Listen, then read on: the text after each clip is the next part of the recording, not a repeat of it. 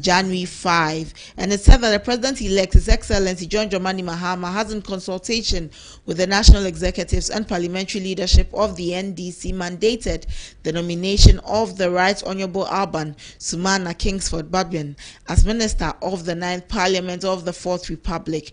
Right Honourable Badwin has distinguished himself in the service of Parliament, rising from Member of Parliament for the Nadowli to Minority and Majority Leader respectively, and subsequently as the Speaker of the 8th Parliament. He brings a wealth of experience to the position, which will prove vital in steering the affairs of Parliament at this crucial period in Ghana's democratic and legislative development. The President-elect is convinced that under the stewardship of the Right Honourable Alban Badwin, Ghana's Parliament will be further strengthened to deliver effectively on its oversight responsibility. Signed, Felix Fosu Kwachio Fosu, Special Aid. So you at home, you the Ghanaian, you who voted in the elections and voted for John Dramani Mahama to be declared winner of the 2024 elections. Tomorrow he will be sworn in. He will work with some persons and in his government. Who do you expect to be what minister? Is there someone you're eyeing and you're expecting that that person be nominated as a minister for a certain ministry? Call us and let us know the people you expect to take up ministerial roles. Also, the President-elect is hoping that the NDC is mandating the NDC in Parliament to nominate the current Speaker for the Speaker position in the 9th Parliament.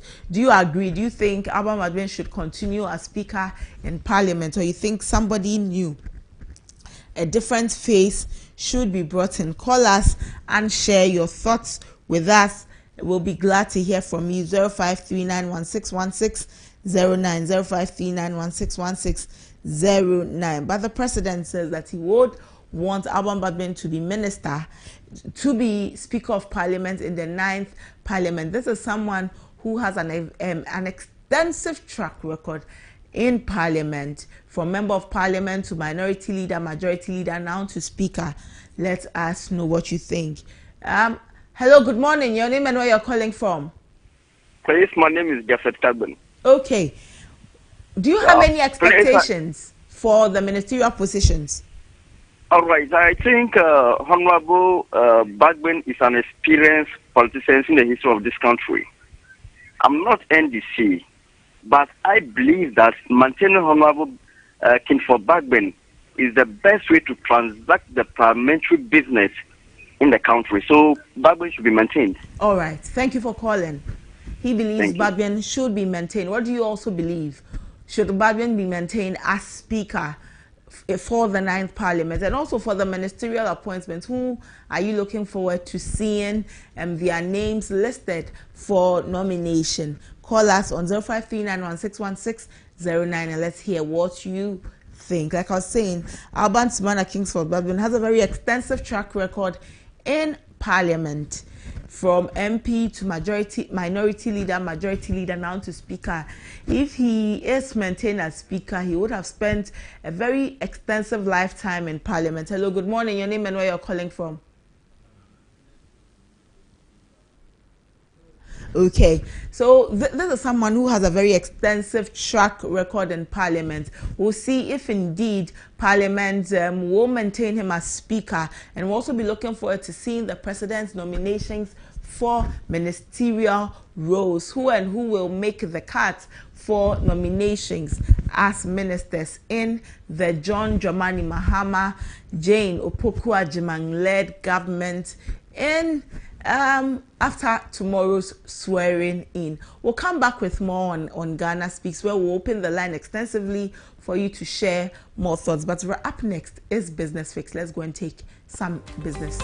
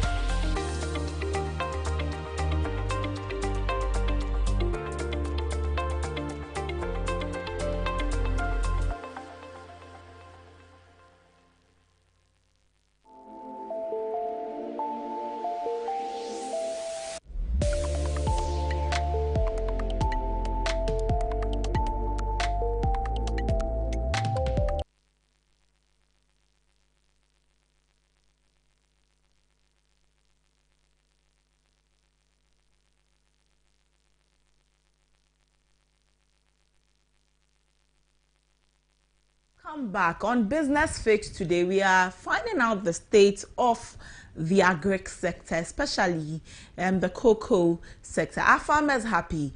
During President Nana Addo Dankwa Akufo-Addo's final State of the Nation address on Friday, January 3, 2025, he lauded the agric sector under his 8-year tenure, emphasizing its critical role as the backbone of Ghana's economy. During his speech, he highlighted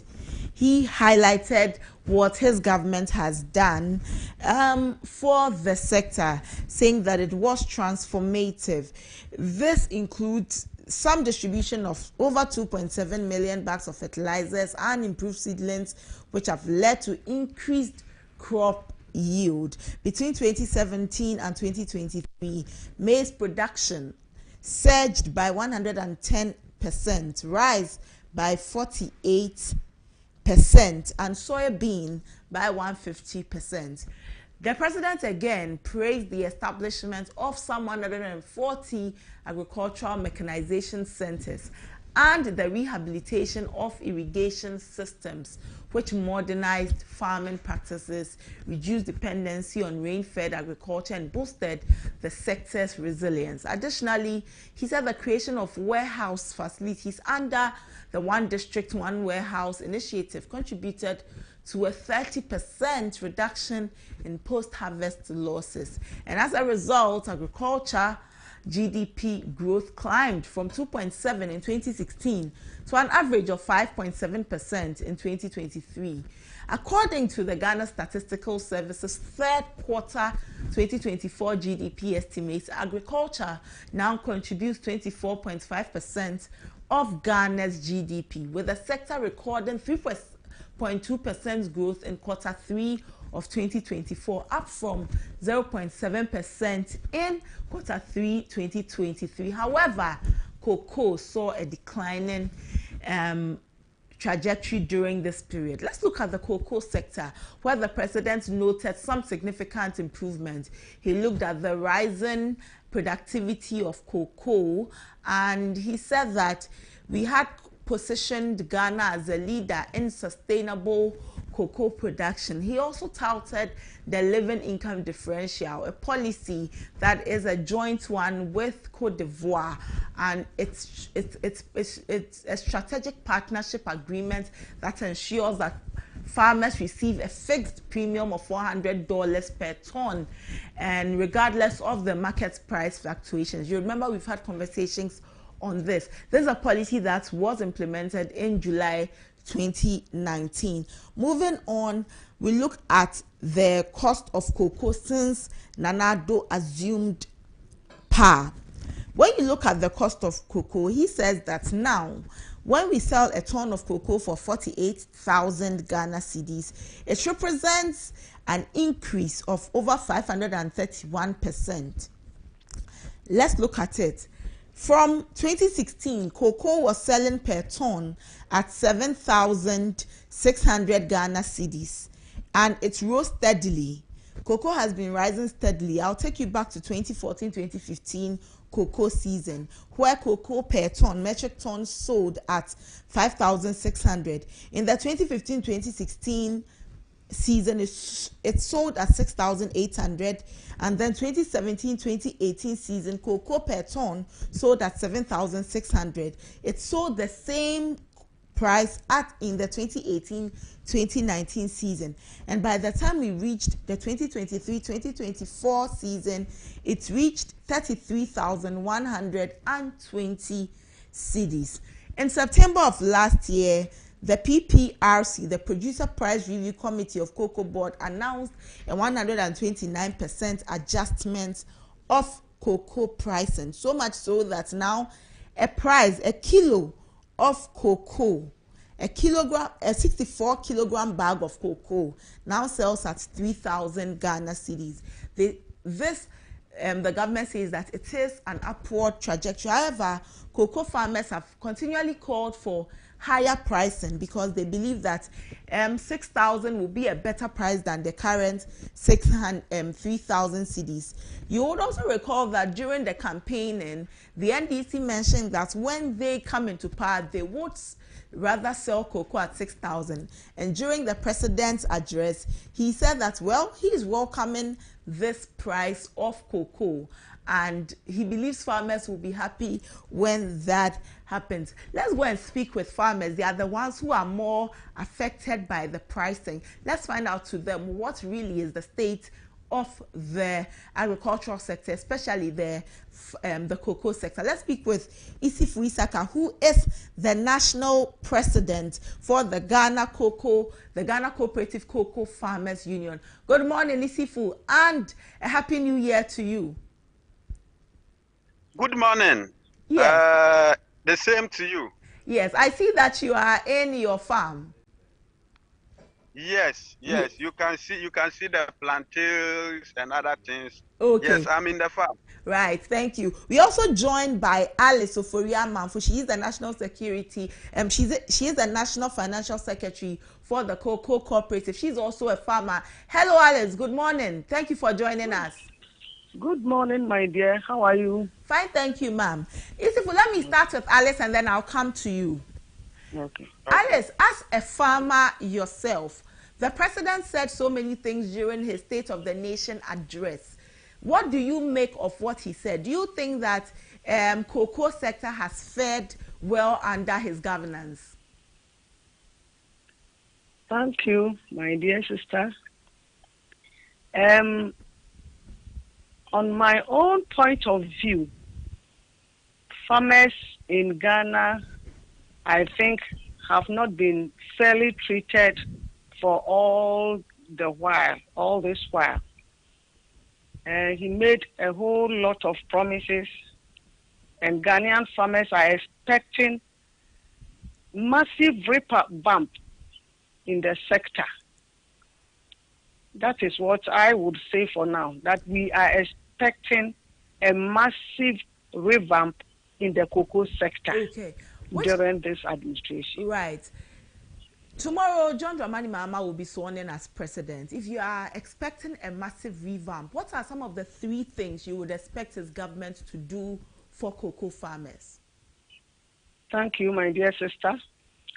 Farmers should be included or involved in all the decision making in the cocoa industry. That will be my first point.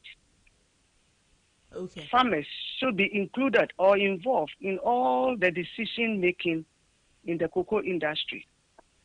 I will also suggest that an incentive package should be set aside mainly for the youth to entice them to venture into cocoa farming or to increase its production.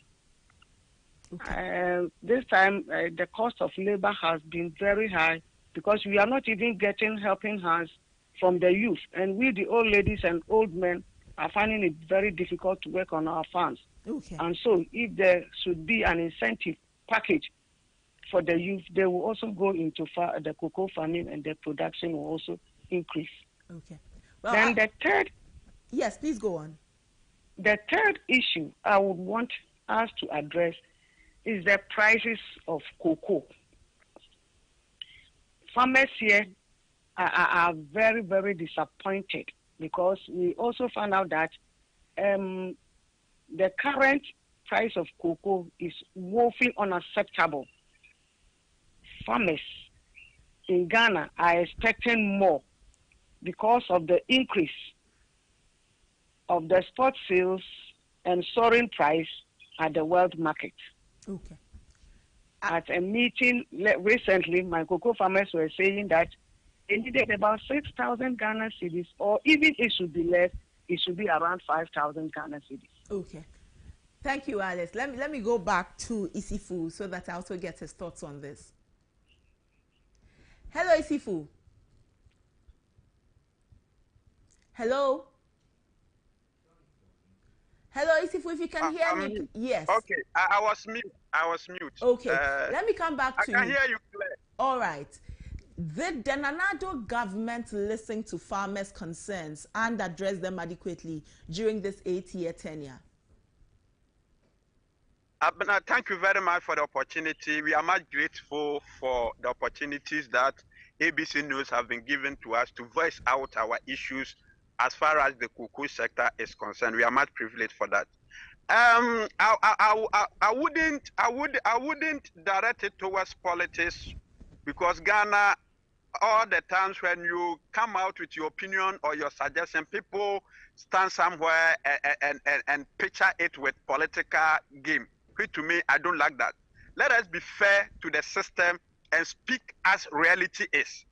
To me, I would say Nana Addo have not been fair to cocoa farmers for the whole of his 8 years tenure of office. And my reason have been that you were giving some analysis from 2014, 15, 16 up to date about the cocoa price increment. My sister, cocoa price have been increased internationally more than 800%. You are speaking of 500%. But at the global level, cocoa price have wholly increased more than 800%.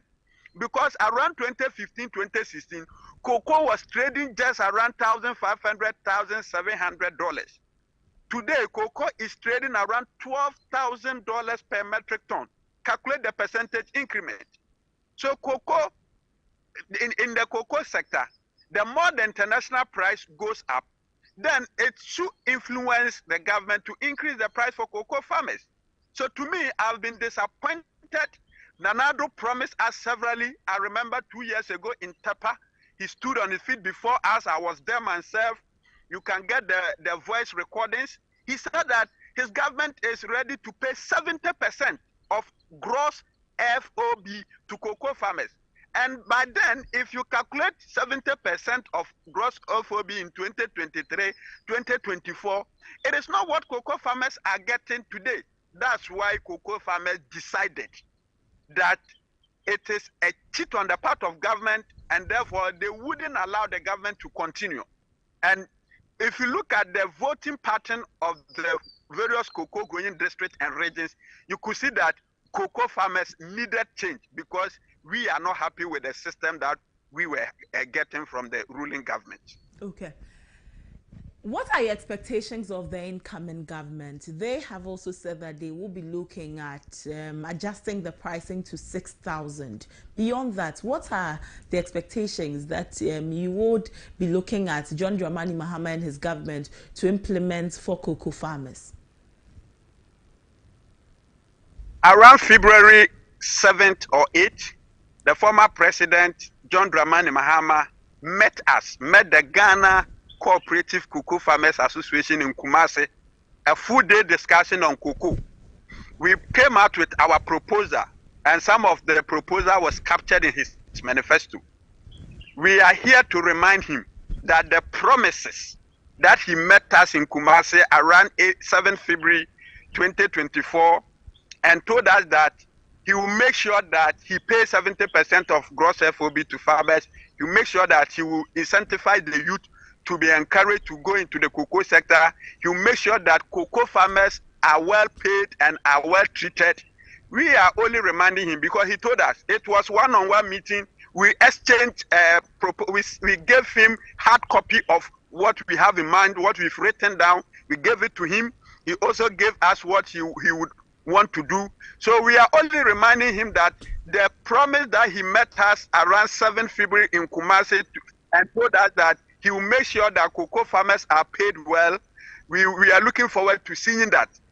Because if today cocoa is trading around $12,000 at the New York Exchange, cocoa farmers should be getting more than 6,000 Ghana cedis that my sister Alice Oforiwa proposed. Because if you have to pay 70% of 12,000, it should be even around 8,500, 9,000 thereabout. But to us, we'll be kind, and we are expecting not less than 6,000 Ghana cedis per 64 kilograms. And also, the youth are running away from the cocoa sector, and this is the danger aspect of it. If you want to really look at sustainability of cocoa sector, you can't take the youth out of the contest. Because now, if you take the average age of a farmer, as my sister rightly said, they're around 60, 65, 55.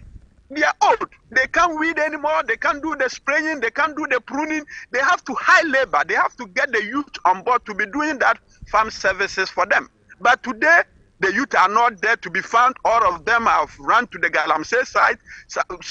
Some too have gone to the city to look for other jobs. And because the farmers are not paid well, they don't get money to pay for labor. So I will plead with the government that there should be some full package that is directing towards the youth to motivate them to cultivate the habit of coming to the cocoa sector so that the sustainability of cocoa will come to bear. We did on that. Last year, Ghana was struggling to produce 500,000 metric tons.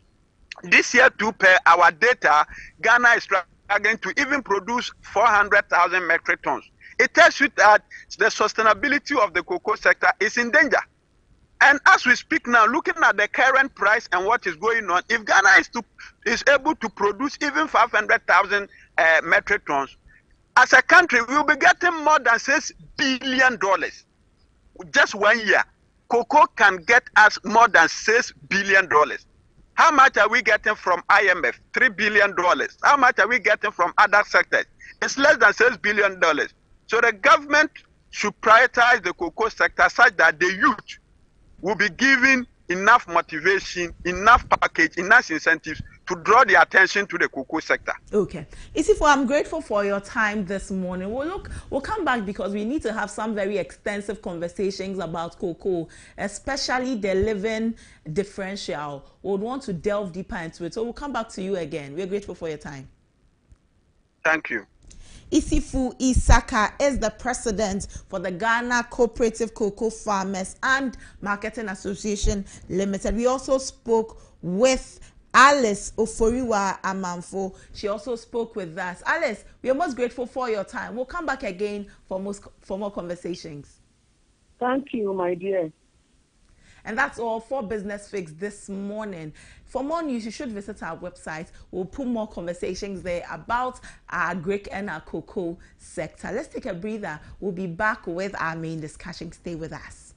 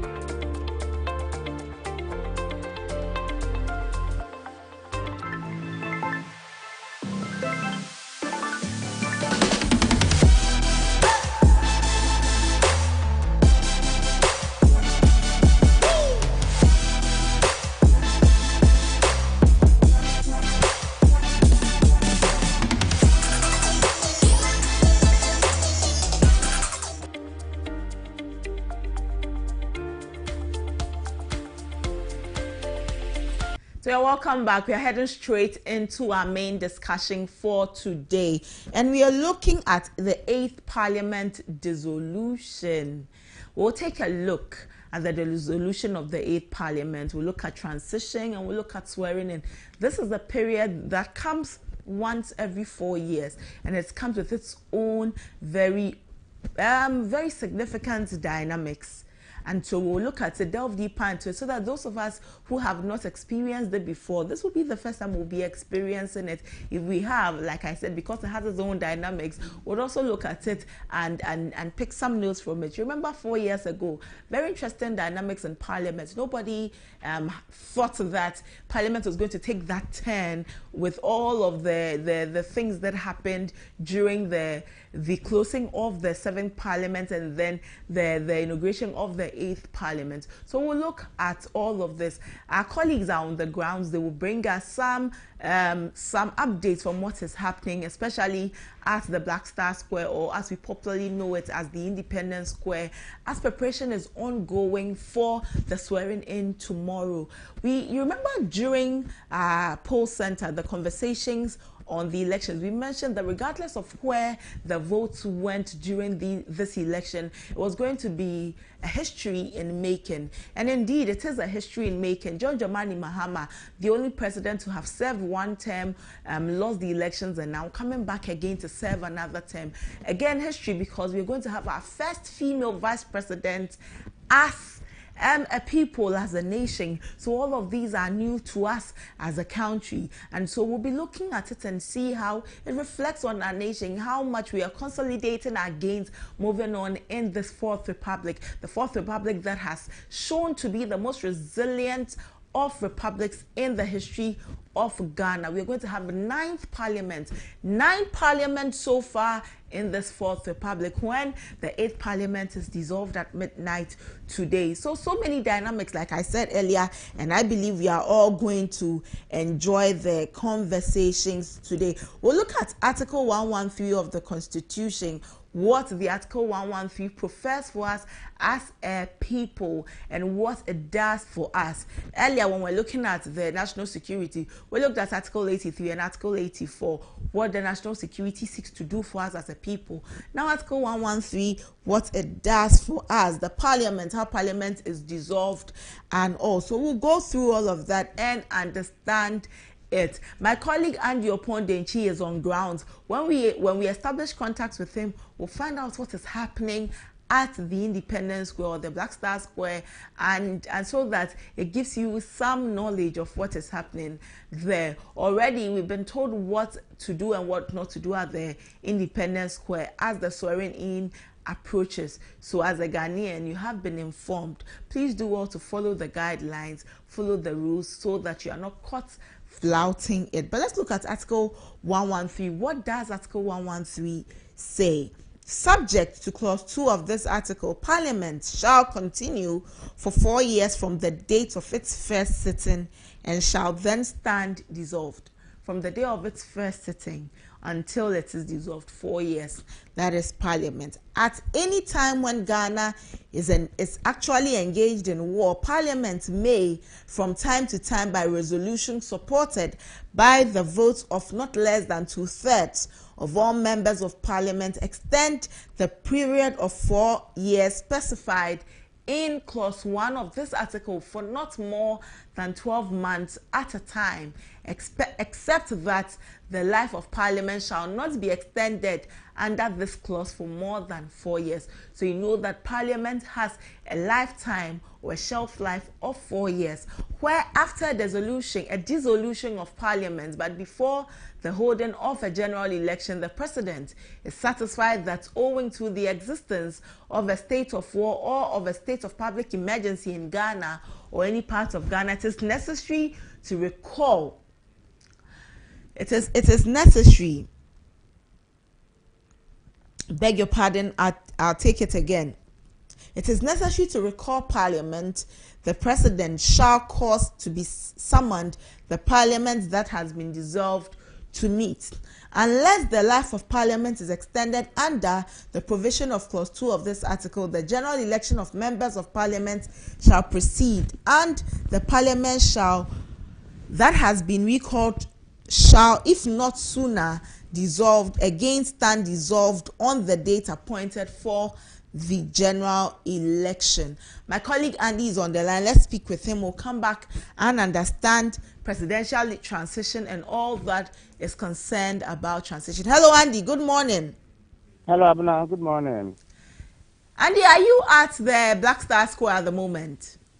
Exactly. I'm currently here at the Black Star Square, Okay. where work is going on. From the look of things, work is 75% done, and you could see Zoomlion here working. A few of them, very few of them, from a look count, about 15 of them are on the ground, as we have seen on the video, sweeping around and making sure that the grass is tidy and clean. But when you look at your far right, a lot of them are seated on the pews, for better want of expression, waiting to be deployed in town. So speaking to one of the officials from the Zoomlion, he made mention that the Zoomlion has divided themselves into 15 groups. So there's the 15 Zoomlion who are on ground picking and cleaning, about 50,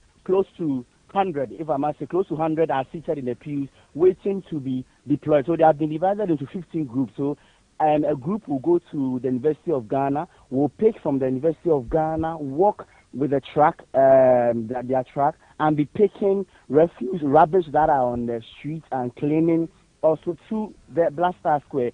Other group would also be sent to the Manchagbona, as they will also pick. They would also be sent to the Parliament House, where they will pick around. So they are picking around and walking to the Black Star Square. That's today. So in the next 30 minutes or so, they will be deployed and they will go to these vantage areas to pick and they will pick back to the Black Star Square, and also in the by tonight, work will be done for tomorrow's inauguration. So okay. That's what I can report currently on ground here.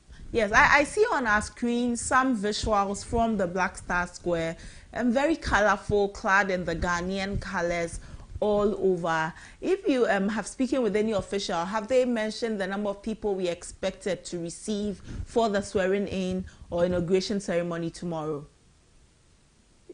So at the time we got here, the officials I was able to speak was from the Zoomlion side, making inquiries about the cleaning and the how tidy the place is going to be, as we are seeing that they are working.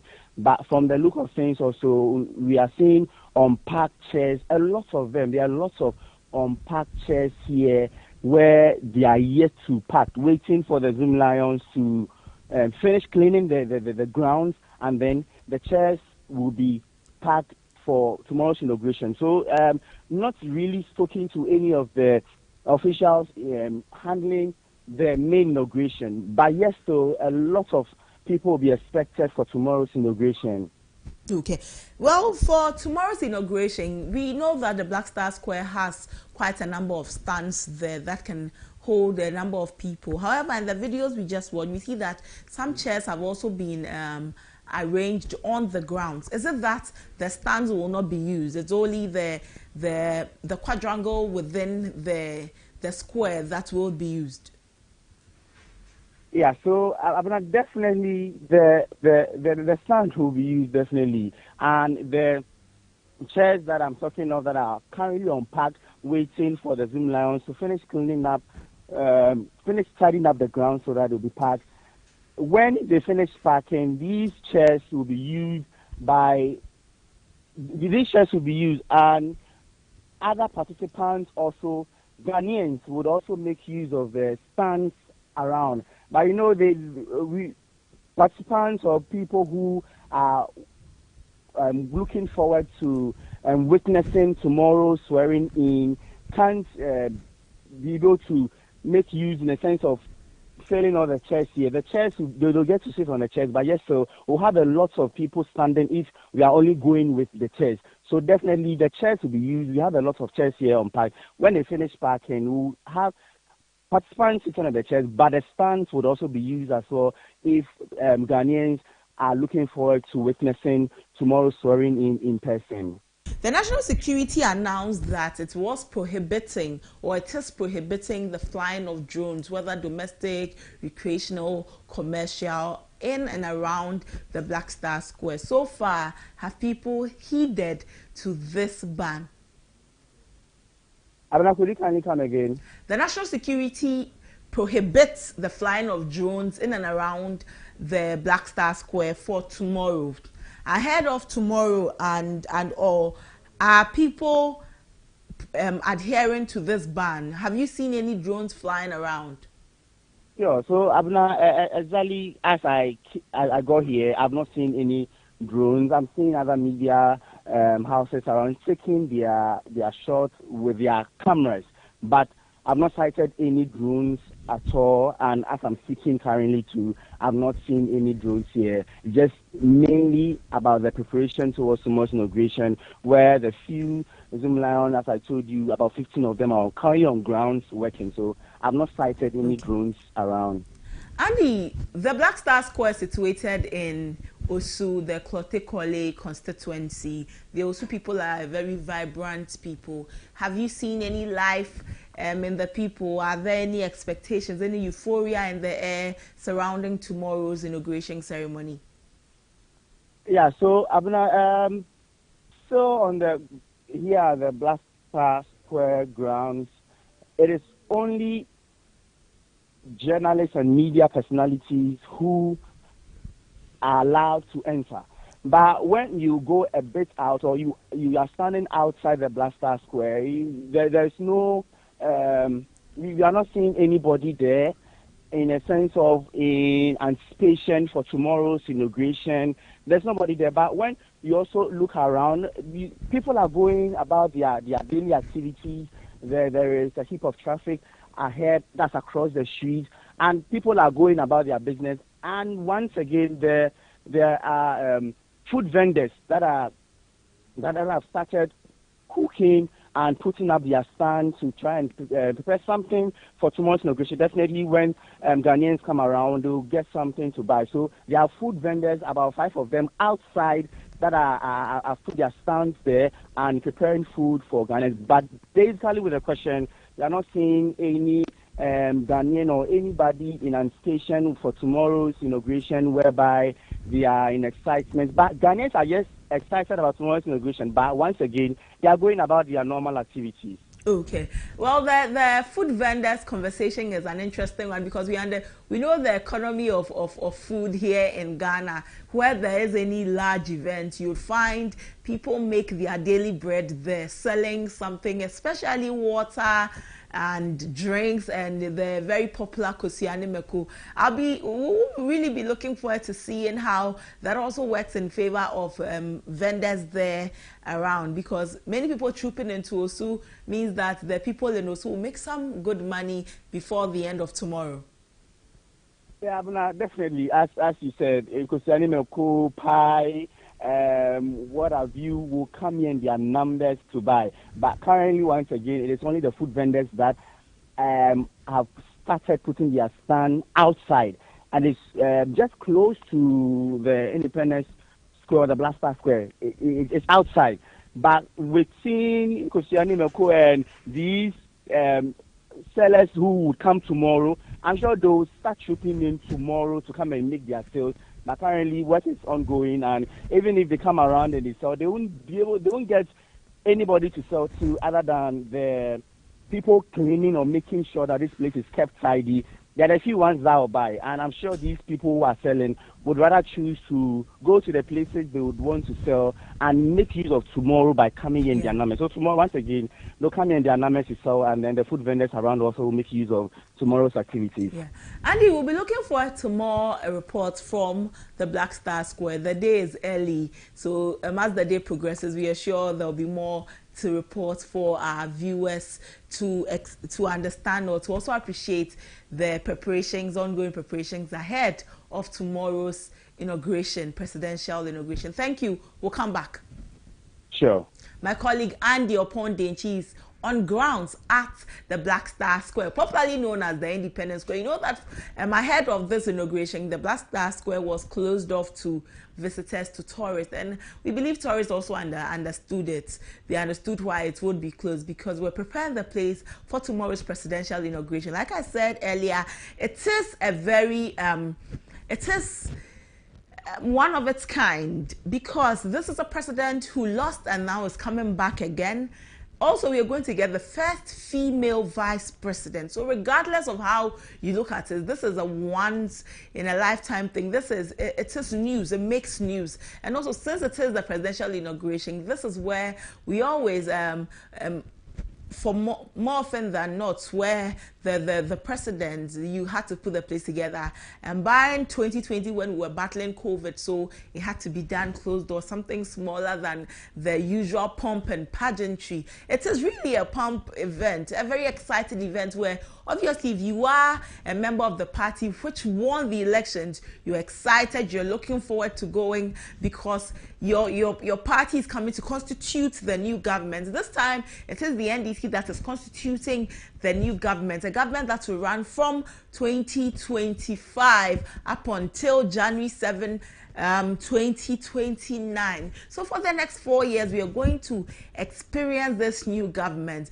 It comes with some excitement for those who belong to the party, a renewed sense of hope for those who may have been despaired of the current government. For those whose party have also lost, they will be counting the days. They will be looking at the ticking hand of the clock up until 2028 when we can vote, and then they'll see if their party can also snatch the seat again. But this is the time for John Dramani Mahama and his vice president Nana Jane Opoku-Agyeman, who will be sworn in tomorrow at the Black Star Square, popularly known as the Independence Square. You see on your screens how the place is being put together. They're setting up, very beautiful setup. I see some Edinkra symbols there and all the Ghana colors all over, the red, the yellow, the black star, the green. This is a Ghanaian moment, and it is a moment that everybody looks forward to.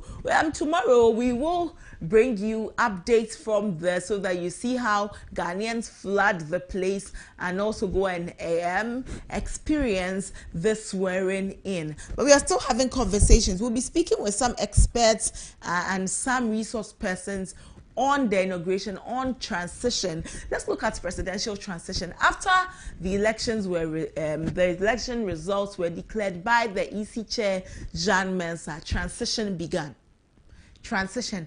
There's a joint transition team between the government, the outgoing government, and the incoming government. They put together themselves to form a transition team. Both brought their own men and women personnel to guide the transition, and it is a process that moves that should make sure that there's a seamless move from the expiring presidential term or the expiring government to the new term. And this finds provision under the 1992 Constitution, so it is not something out of air or out of pocket. This has its expression under the 1992 Constitution. Let's go through this transition for all of us to better appreciate what the transition team is about. Because you remember on Saturday, the joint transition team had a briefing from the Independence Square where Felix Kwachio Fosu was the one who addressed the nation. So presidents are guaranteed a fixed tenure of 4 years in our country. 4 years and 4 years only. However, it is a renewable term for another 4 years.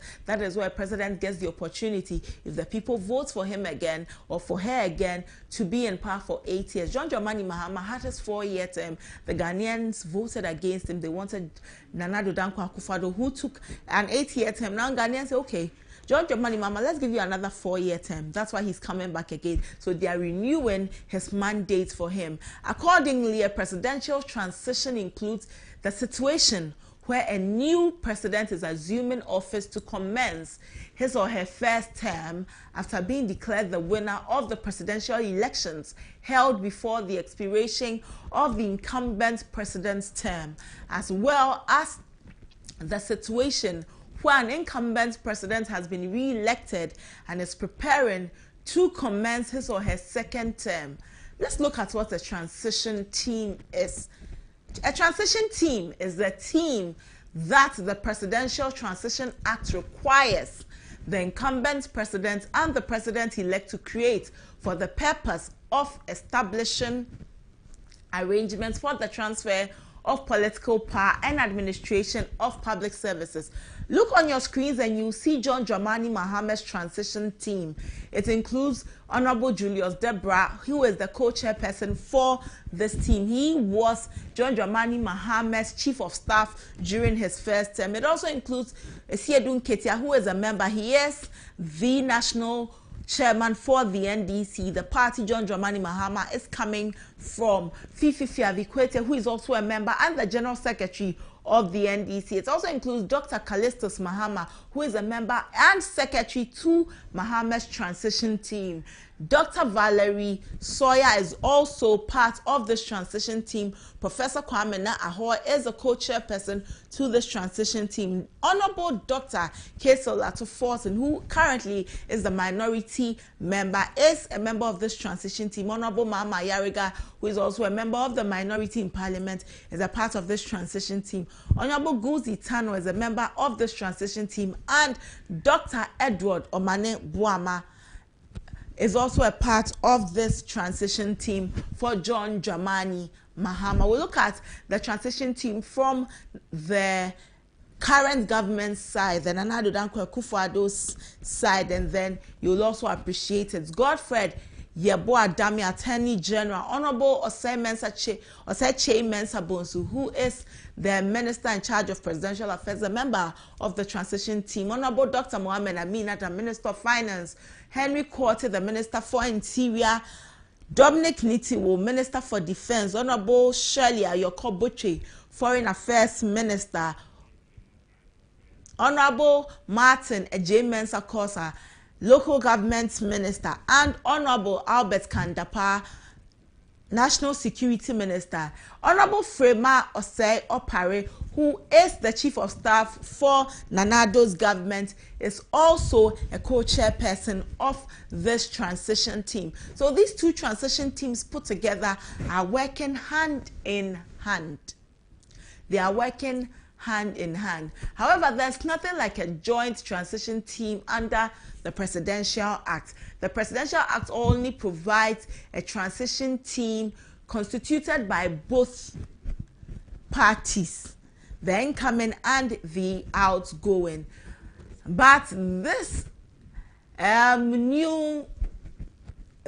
recent elections have brought something new, because recent media reports have suggested that there are two teams. The incoming government and the outgoing government have merged their transition team to put together a joint transition team. This is what reports from the media say: a joint transition team, a joint transition team. This cannot be, because under our constitution we cannot have a joint transition team. Both parties will put together their transition team to work hand in hand. They work hand in hand. So you can maybe appreciate why we are calling it a joint transition team, because these teams have in some ways worked seamlessly like one team. They put out press releases together, they address the nation together and all, and so media reports go to suggest that it is a joint transition team. But no, the current government has its transition team, and the incoming government has also its transition teams. Which persons must make up a transition team? Let's go through it and let's understand. This is some education for all of us, so that we better appreciate this as tomorrow's swearing in comes into play. But you see on your screens, we are giving you the various swearing ins from Kufuor through to JEA Atta Mills to John Dramani Mahama to Nana Addo Dankwa Akufo-Addo, so that you appreciate all of what is happening from 2000 up until now. This is why we say that this republic has been a very strong one. It has withstood a lot of things, and it has stood the test of time. So let's go back to the transition team. The Presidential Transition Act. There is a Transition Act. Again, let me tell you that there's a Transition Act. It is Act 845, Presidential Transition Act 2012, Act 845 for your further reading, if you may. The Presidential Transition Act requires the incumbent president to appoint the following persons to the transition team. So it outlines nobody can just get up and constitute any team by saying, I have these and these persons put together. No, the act prescribes the people that must be part of the transition team. So the incumbent president must appoint the chief of staff, the attorney general, and the ministers responsible for presidential affairs, finance, interior, defense, foreign affairs, local government, and national security. When we displayed the president's transition team, I believe you could see that all of these people were on the transition team. It was not just for fun that they were on the transition team. It is because the act requires that they are part of the transition team. This requirement predetermines the persons who the incumbent president must appoint to the transition team. Let's go to the president-elect. The president-elect, however, has the liberty to appoint any person up to the maximum number of representatives appointed by the incumbent to the transition team. So the president-elect, John Dramani Mahama, to appoint his transition team, he will have to look at the number on the incumbent Nana Addo Dankwa Akufo-Addo's transition team to be able to also appoint his transition team so that it corresponds. As for him, because he is the elect and he is now coming to assume office, he's at liberty to appoint whomever he wants to be on his transition team. The president, the incumbent president who is handing over power, that is President Nana Addo Dankwa Akufo-Addo, is required to choose some specifics to be on his transition team. You get it now. So now John Dramani Mahama has had the opportunity to choose whomever he wants to be on the transition team. But when it is time for him to hand over power, he won't have that luxury to choose whomever. He will have to choose persons as prescribed by the Transition Act. Let's move on. Apart from the representatives of both the presidents and the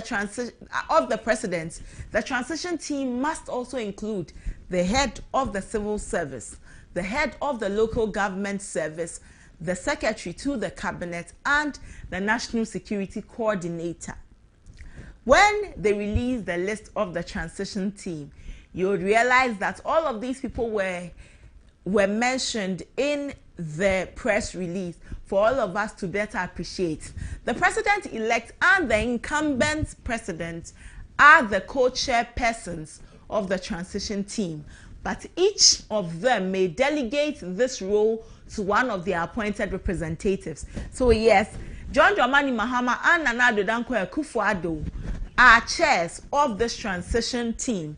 However, you realize that they have ceded their control to their co-chairpersons. In this case, President Nana Addo Dankwa Akufo-Addo has ceded his chairperson powers or control to his chief of staff, Frema Osei Opare.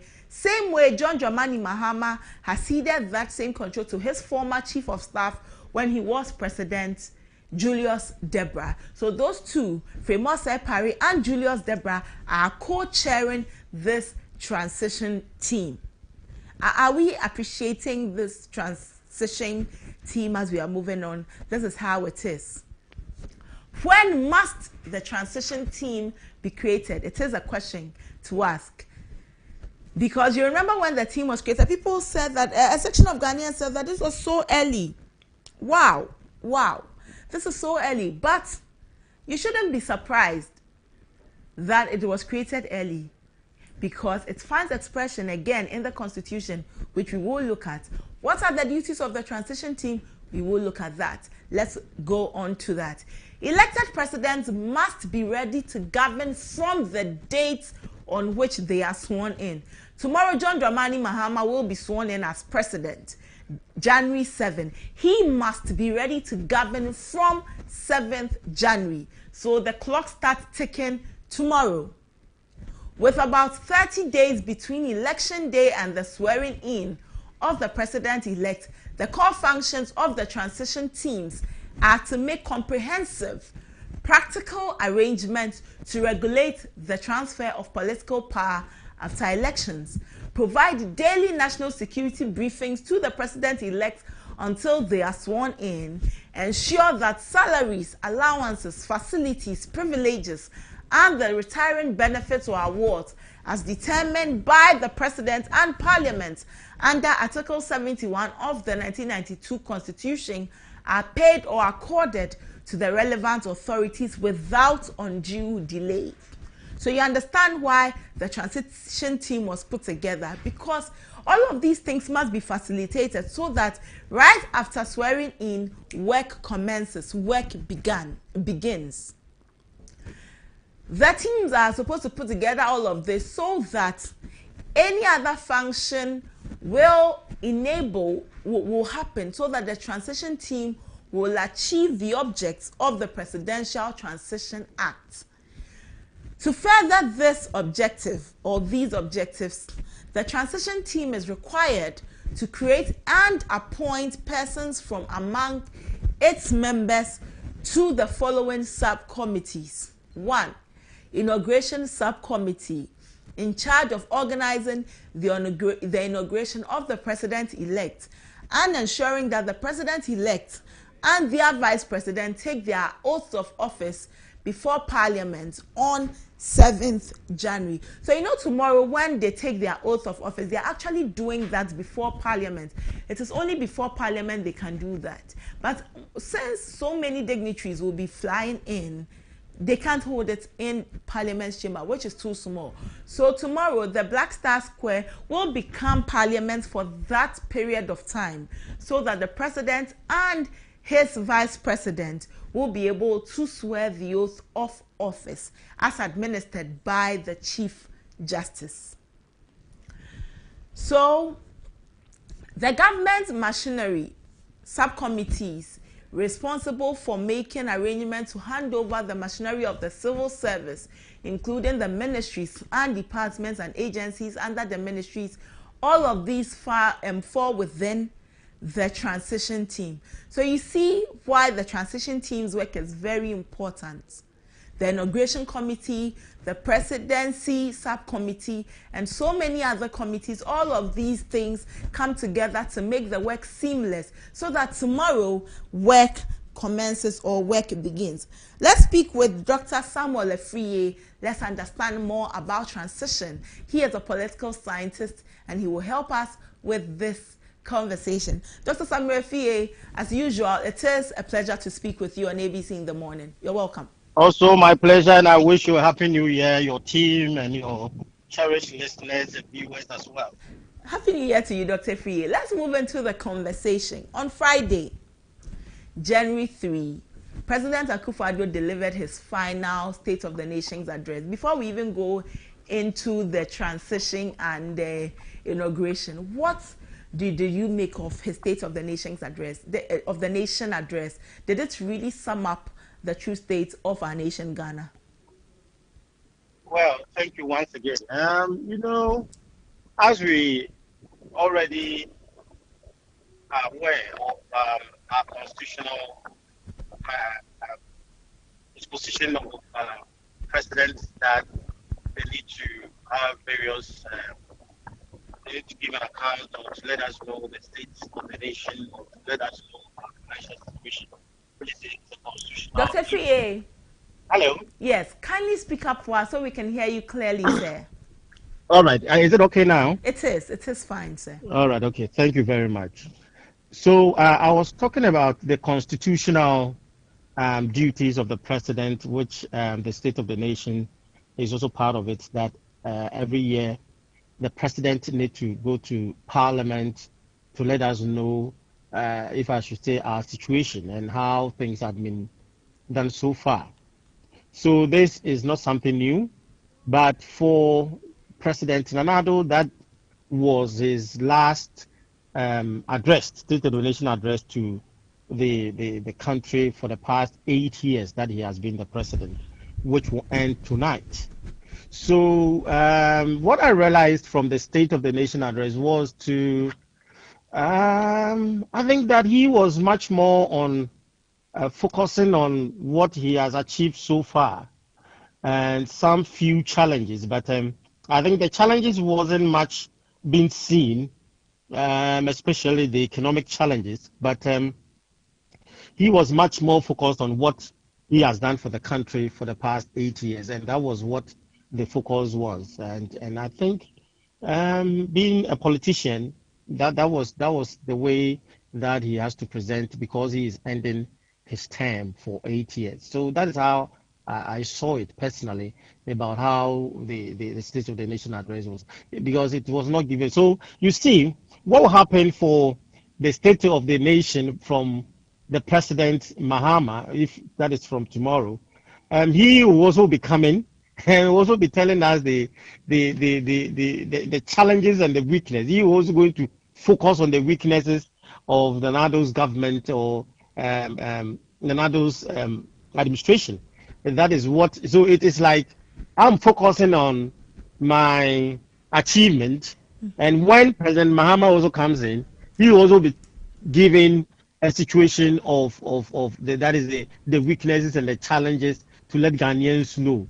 So at the end of the day, you will not know whether this one is a true State of the Nation address or this one is a State of the Nation, because I don't think that the President Mahama would dwell much on the achievement of this country. Yes. That is Nanado's I was going to ask that, since President Mahama will also tell us what he has come to see, when then can we say that this really is the true state of the nation? Because our outgoing president has his state of the nation. The one who takes over the reins also says that this is what I believe the state of the nation is. So let me ask from a political scientist's point of view, we have a period where maybe we would need an independent body to also assess the whole nation, and then after the president has given their state of the nation, that independent body also gives his state of the nation. My dear, it's unfortunate that we are trending on this path, which is not good for our democracy, because it always ends up with the citizens being confused, because we have made a lot of partisan on our governance, especially on our economy, our state. Everything is being too partisan. So sometimes it makes us more confused who is telling the truth. And you see that after you can realize that after President Mahama comes in and deliver his State of the Nation address, also giving the glooming picture of the country, you see how the discussion will go. You see that people will be coming in the party side, this party side, and you see that at the end of the day, the citizens, what do we see? What is the clear direction of the country? What is the true state of the nation? And that is what I believe, that because when you go to other countries, the advanced countries, or those who are developing democracies and the advanced ones, you can realize that when it comes to the state of the economy or situations, because data is available, because information is available for everyone to see, you cannot come and lie, or you cannot just come and give any kind of information that will make us confused. Because if I want to know the true state of the economy, I have to go to a certain portal. Then when I click, the data will show me inflation is this, our debt is this, our this and that. You see, these will give us, the country, the data. And then for you can also, because if you're talking about Agenda 1.1, a data portal should tell me that at the end, a portal that is credible, a portal that can be justified by the Ghana standard, that is a statistical department, that is a credible source, that when you get those data, they are the ones that they even have provided. That is where I think that these politicians will stop confusing all of us at the end of the day. That is our biggest challenge. Because I tell you, someone will come and give a data of a free SHS 7.7. The president will say 7.7, 5.7. Another person will come in, no, it's not like that, it's 3.4. So what is it? What is it? We always tend to make our governance issues more partisan. At the end of the day, it doesn't benefit us, we the citizens, and even making us more confused. So I think I will agree that the country has not made it possible for us to have a credible institution that will give us the real data of every sector of the economy. If you talk about debt, I should go to a certain portal that is by a Ghanaian, that is the state institution like Ghana Statistical Department. I should go there and have those data details of those things there. No, it's not debatable. You cannot say that it's from that, it's from 19. No. Data should be available for all of us, and that will end up with the politicians trying to confuse with the citizens at the end of the day of determining the direction of the country. Well, Dr. Free, we'll be entering into a new government. We'll see if some of these things can be implemented, and then we will better appreciate that. But let's get to the change of leadership. Tomorrow, John Dramani Mahama becomes president after he is sworn in and works that tomorrow. How do inaugural ceremonies like this shape the perception of leadership and set the tone for governance in our country? Yes, thank you. For me, I think that these kind of, inaugural ceremony, big stage, and that kind of, I think former President Mahama have seen it all, and I don't think that tomorrow will be a kind of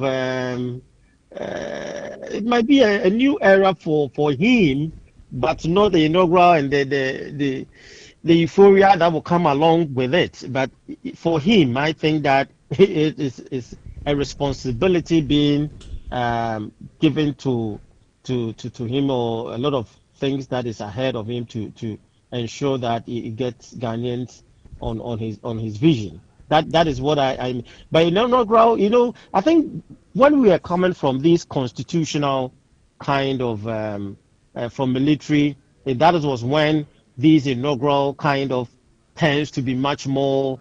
We have to make it more visible because we are from a military system to a democratic system. But I think we have grown for all this while.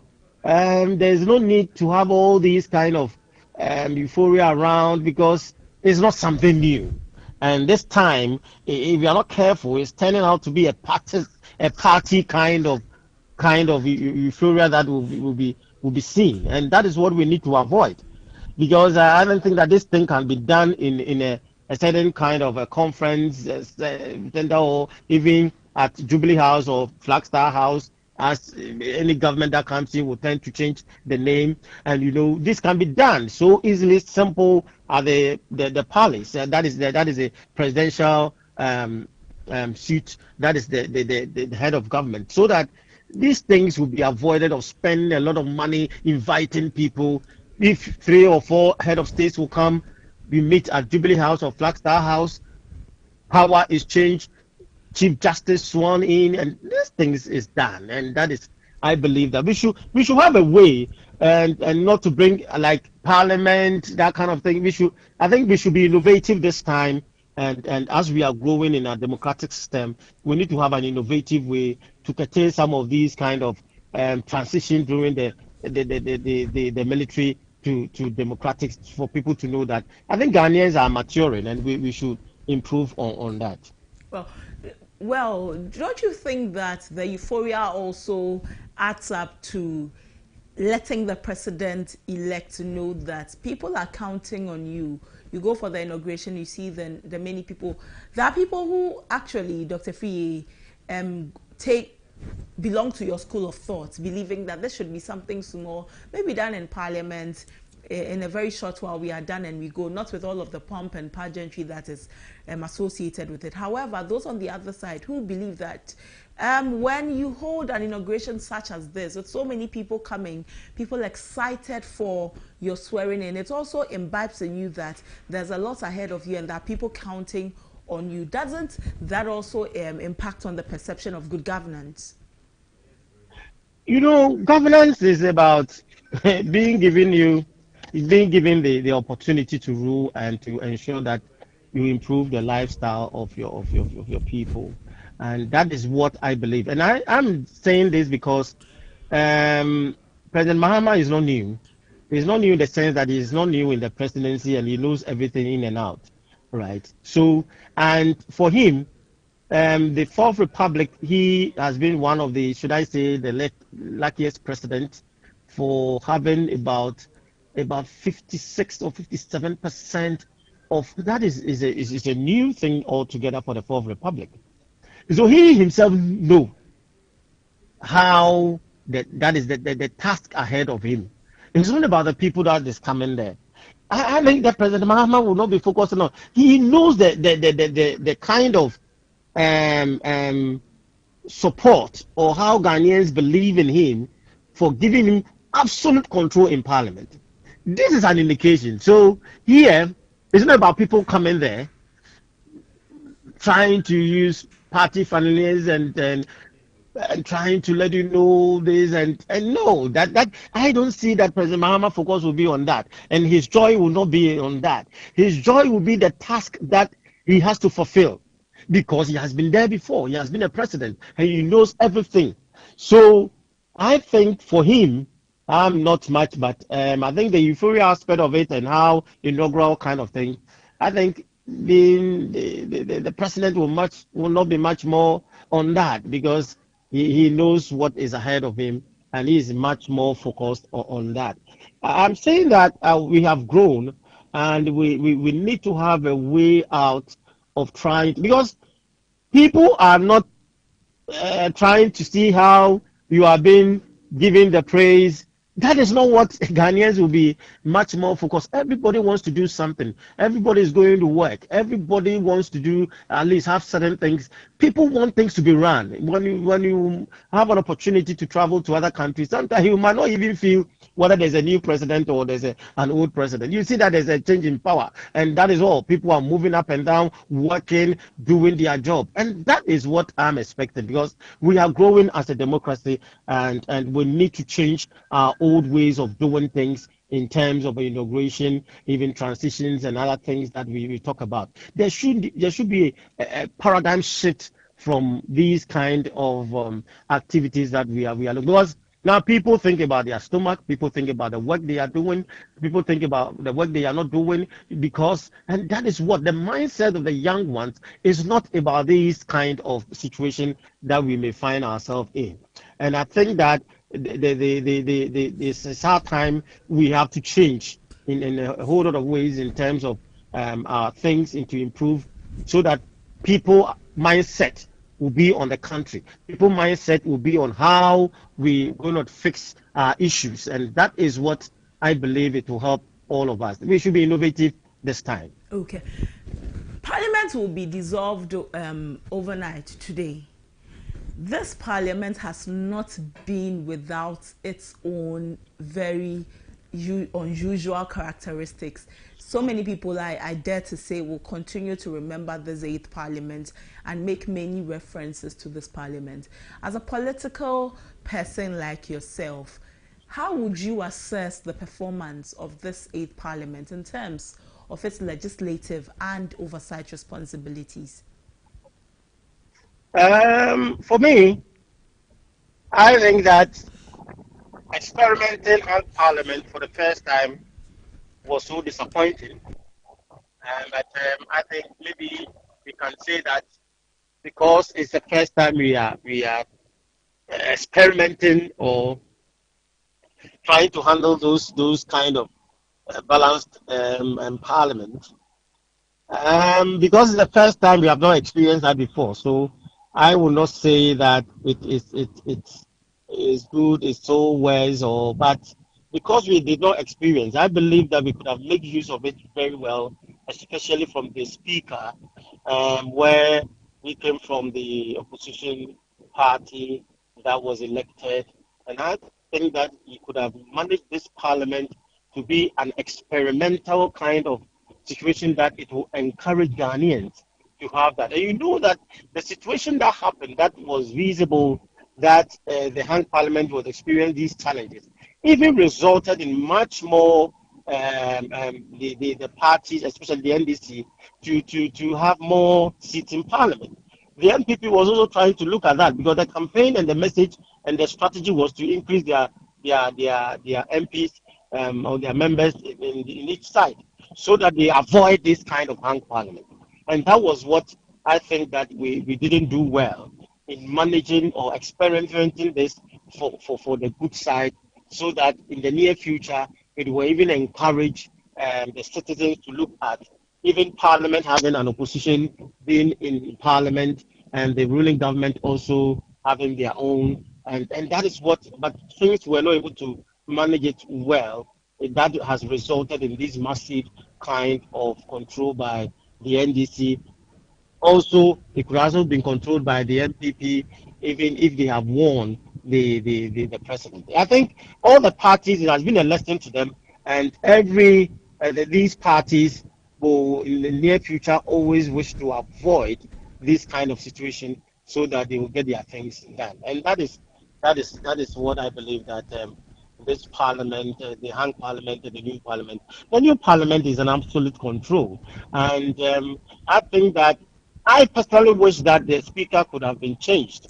Yes, Dr. Fiye, since you're on the topic of the speaker, let me ask this, and then we come back to what you were saying. Speaker, the president is mandating the NDC in Parliament to nominate him again.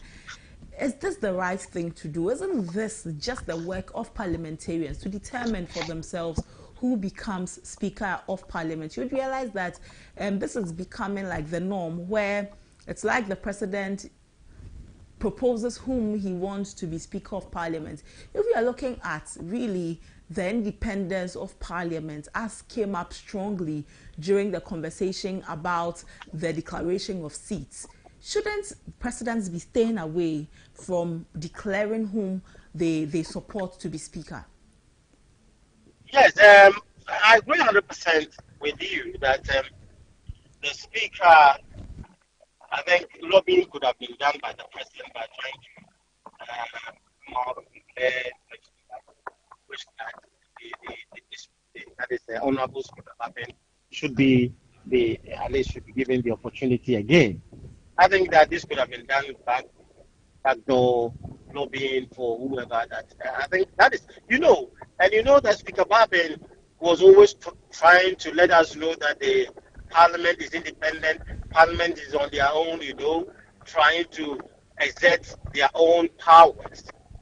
But if this has been done, then probably we can say that so the independence of Parliament, as Speaker Babin was yearning to let us know, or to portray that they are independent, is not being achieved as he tries to let us know, or to see as such. So I think that this could have been done in the other way, that where the president could have used the backdoor to do that. Dr. Fiye, yes. Dr. Fiye, we seem to be losing you. At certain points, your voice fades and then it comes back up. All right, sorry. Yes, this is better. Okay. Yes, you were saying that the president could have lobbied backdoor instead of fully declaring that the speaker be maintained. Yes, exactly. That is what I'm trying to let us know, because of the speaker trying to let us know, and that is the 8th Parliament, that they are independent, and if this is the earlier signs, then it shows that now President Mahama has an absolute power, even though it's not all, but anything that is within the constitutional means to change through Parliament, His Excellency Mahama will have the ability to, because and I think that is what I'm saying, that he should not be seen as such. He should not be portraying himself as such. He should use other means trying to lobby Parliament so that he can get his things done, even though he has some kind of. It should not be visible for all of us to see that, oh, let's do this way. Well, just leave it to them, lobby behind, and I think that it will avoid the situation that Parliament is a branch of the executive that want to use because of the numbers that they have now. I think that they should have a new ways of handling their issues, new way not to portray Parliament as absolute way that they have everything that goes to Parliament that will be done. I don't think that it will be well. So let them see that as such. Okay. 9th Parliament, is Alban Kingsford Sumana Babin the right person to lead this parliament, to preside over it? For me, the experience that I have, I think he is the most experienced parliamentarian for now. And being the speaker for a hung parliament is also also an experience for him. And also, I think that will be his first time of dealing with a parliament where, if he's being confirmed by the parliamentarians, of which I know that he will be confirmed. If he's been confirmed, that will be his first time of leading parliament with an absolute majority, and that one will also come along with his own kind of actions and inactions. Because the hung parliament, we saw him as a tough man, we saw him as somebody that didn't want to compromise, and I believe that ninth parliament will be different because he has an absolute number. But I think that he might exert some kind of resistance, especially when we disagree with the president. And we know that Speaker Babin is someone who is somehow not easily, when he disagree with you and things are not done, I think he can speak out. And that is where I fear that maybe along the line, when there are certain things that doesn't go on his way or his interest, or let's say thought, he might have certain kind of resistance as a speaker, but not as the other side or the majority side. So I think he is that kind of.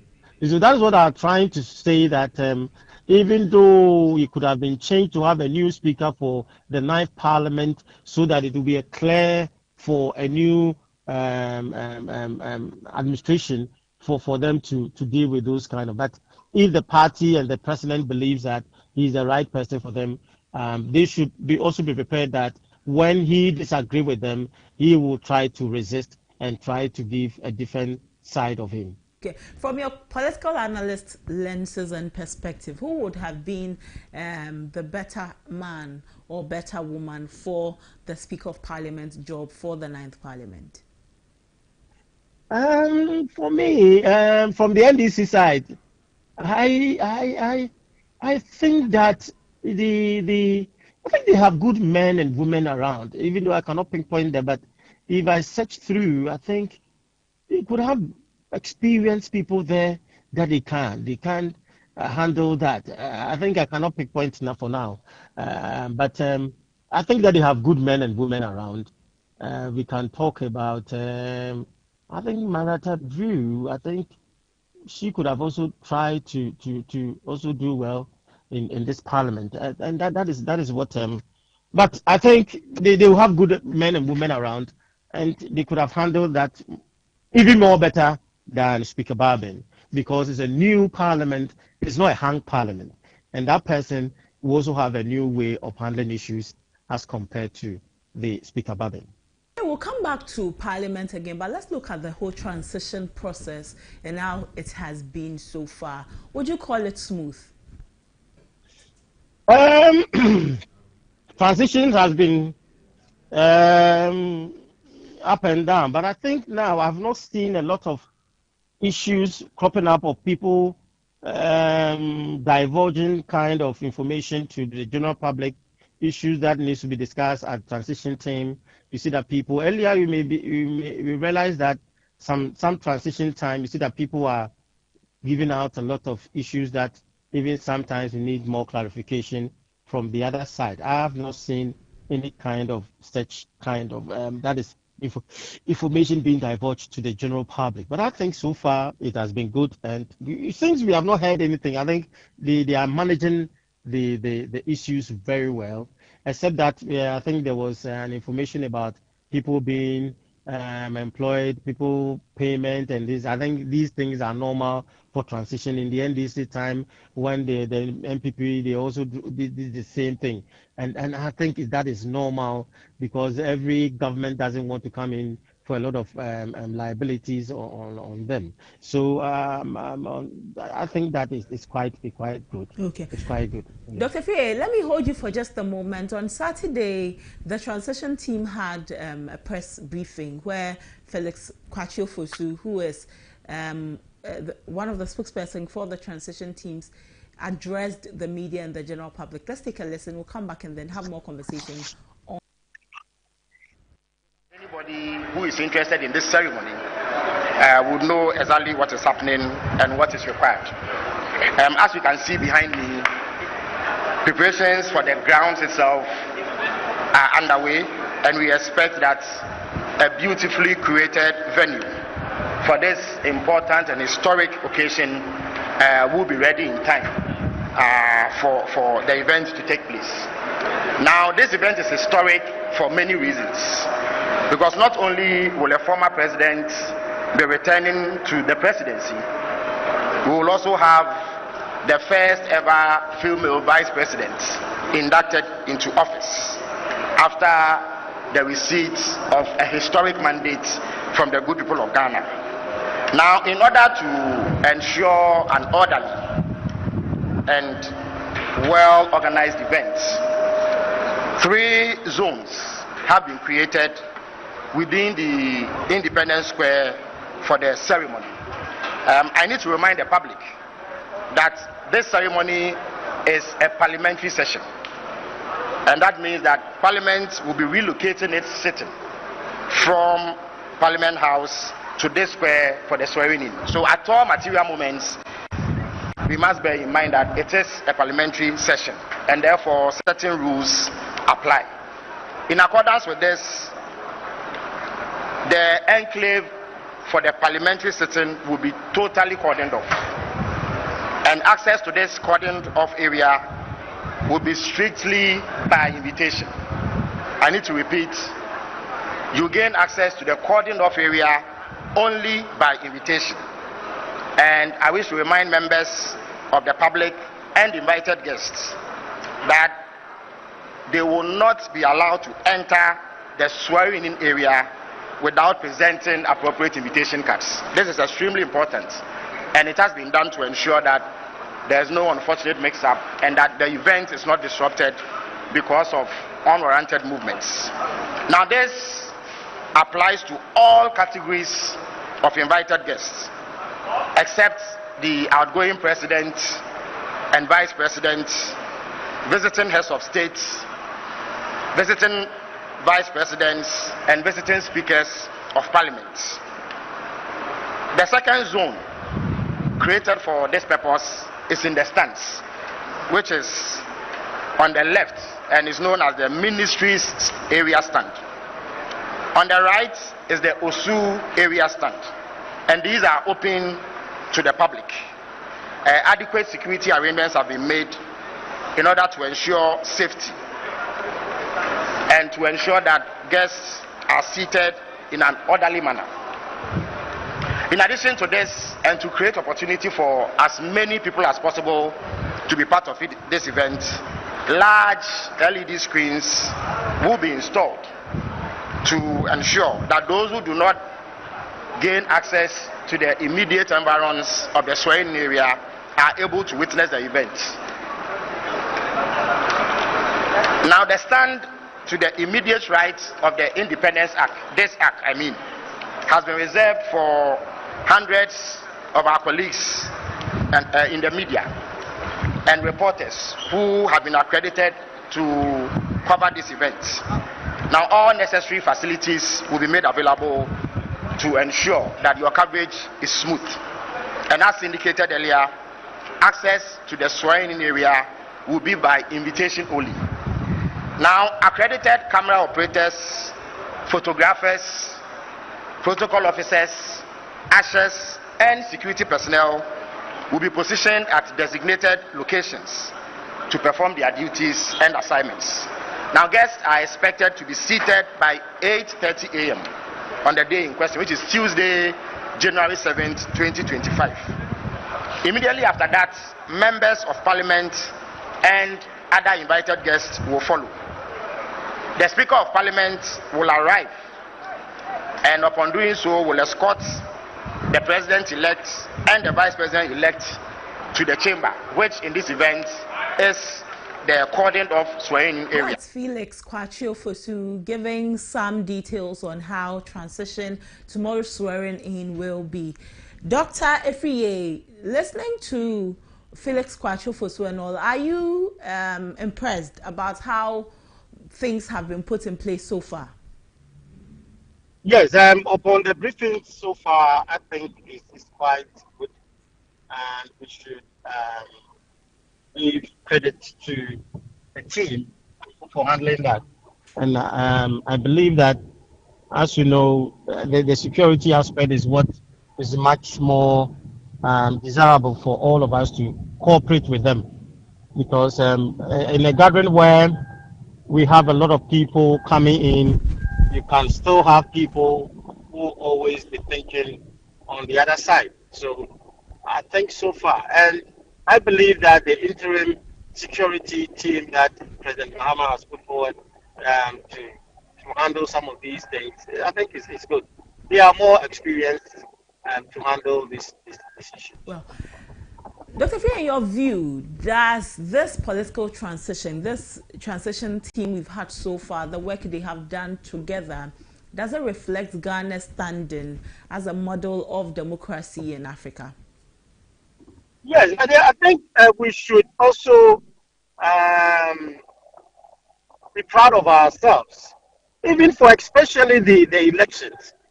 What personally I felt was the election was done, and immediately you realize that the next day or Monday or Tuesday, we saw school children going out to school and also other activities. And that was something that I said to myself, oh, that is good, because you will not find it anywhere that election is being done at the weekend or let's say in a weekday that just a day or two.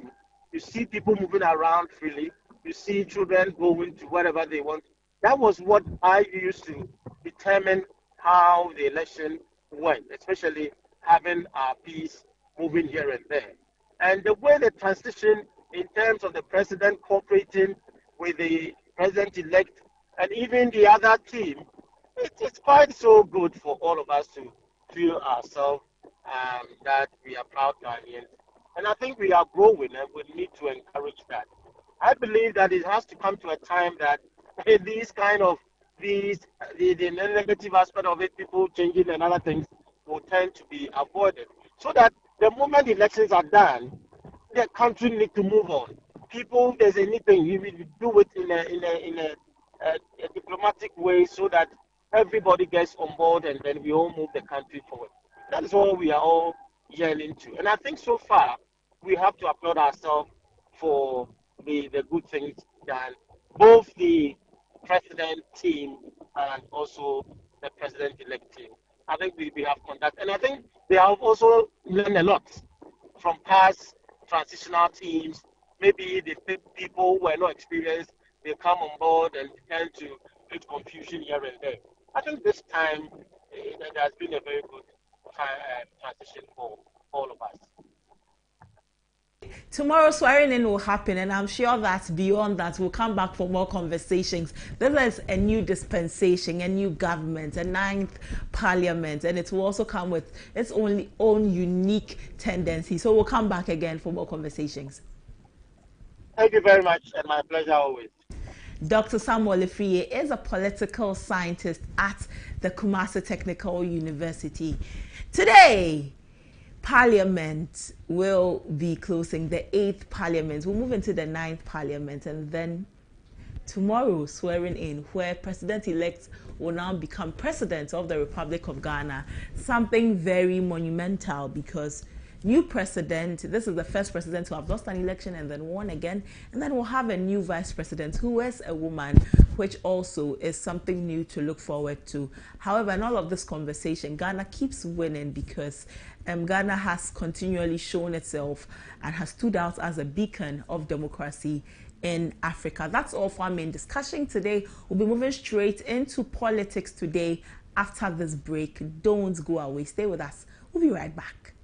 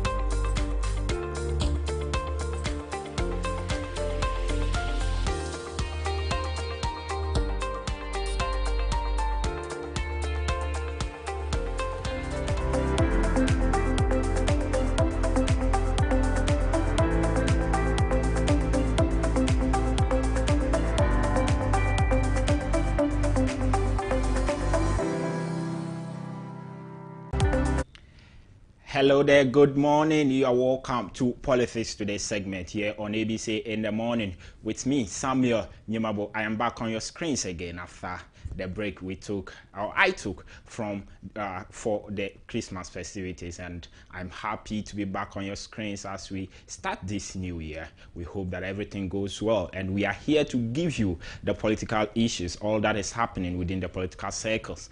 And you know that the aftermath of the 2024 elections is still ongoing. There are still contentions over some seat, even though the swearing-in ceremony is scheduled to take place tomorrow, even midnight of today.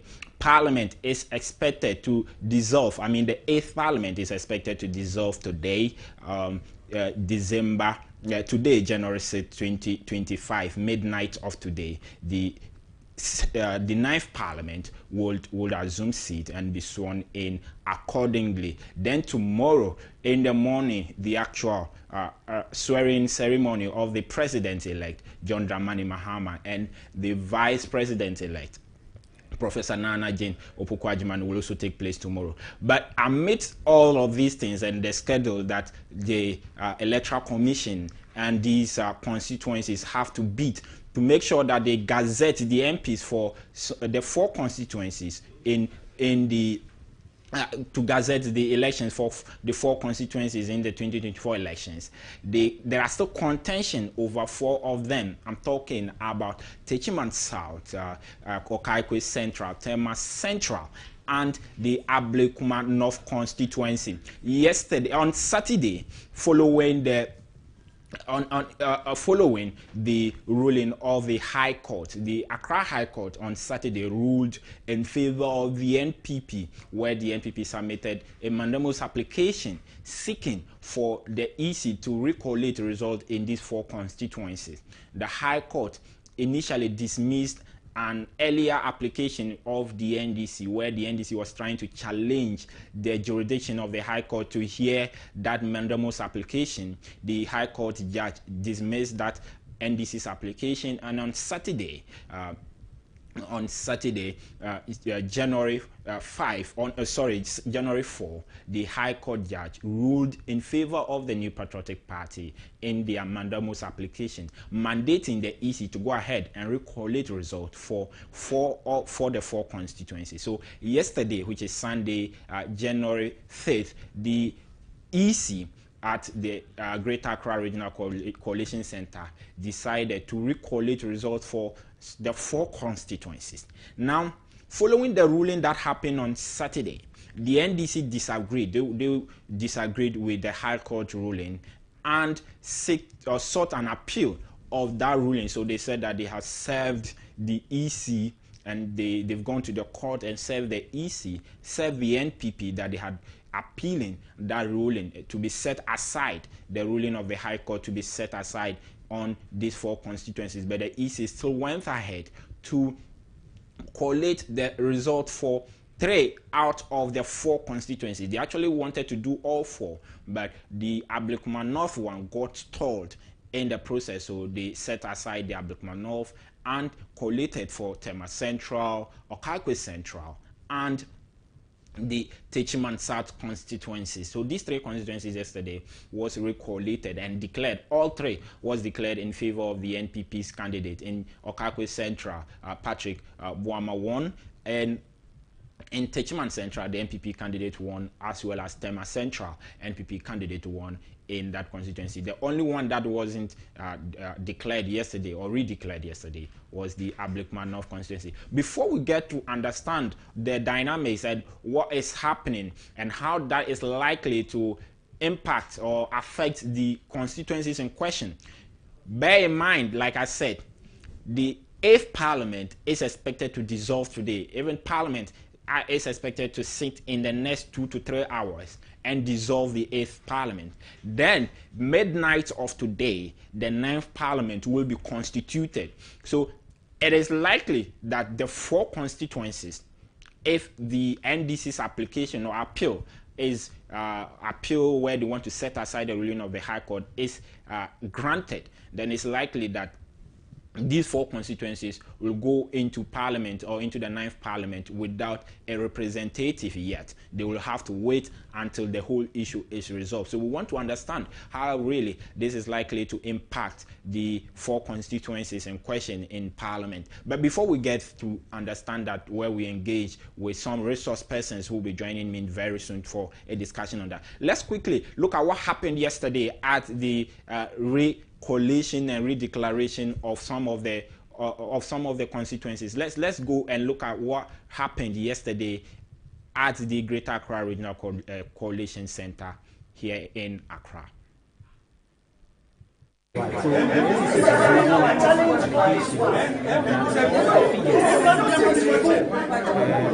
all the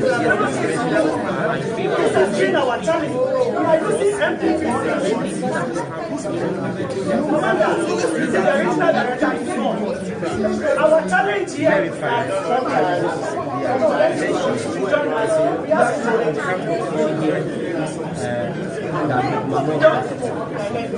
Mr. Bean will object to this as a player because these figures are not coming from here. It is coming from everywhere. Where is yours? So how will you use only your figures? I don't have it. I don't have it. I don't have it. Why? So the law has everything. Go ahead. When you can't tell me that. We can't use one person in the coalition. It is not that. How can we use one person? What are you saying? So we will object to it.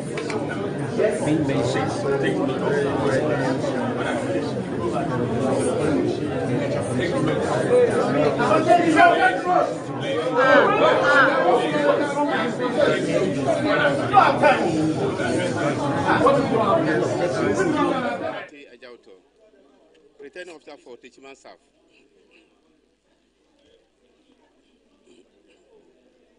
Following the court order that we should complete our coalition today, we have come to the end of the coalition for Techiman South. And here are the results for Techiman South. Martin Kwaku Aje Mensan Kosa hold 46,663 votes. Christopher Bayere Baswenti hold 43,429 votes. Donko Moses hold 140 votes. Boyong Idris hold 76 votes. Total valid votes are 90,308. Then total rejected ballots, 844. Total vote cast, 91,152. Now, there are issues with 2 outstanding polling stations. And these polling stations votes have not been added to these votes that I've read to you. And these polling stations are DA Primary School, Bamiri. They have 657 voters. Islamic JHS, Abosu, also have. Right, so those are some things that transpired yesterday at the recollation and redeclaration of result for 3 of the 4 constituencies. If you hear well, or if you heard well, the NDC, the NDC's agent in the Ablekuma North constituency rejected the EC's quest or the NPP's quest to use some soft copy pink sheet for the coalition, which led to the EC deciding not to go ahead with the recoalition in the Ablekuma North constituencies. But however, in Techiman South, the Techiman South result was redeclared in favor of the NPP candidate, Mensa Ajekosa. Then Tema Central was also declared in favor of the NPP candidate. Then Okaikwe Central was declared in favor of Patrick Yabuama, the NPP candidate there as well. The NDC have rejected all of these declarations or re-declarations. They said that they have served the EC and the NPP of another application. They are seeking to set aside the initial ruling of the High Court. And we want to understand that.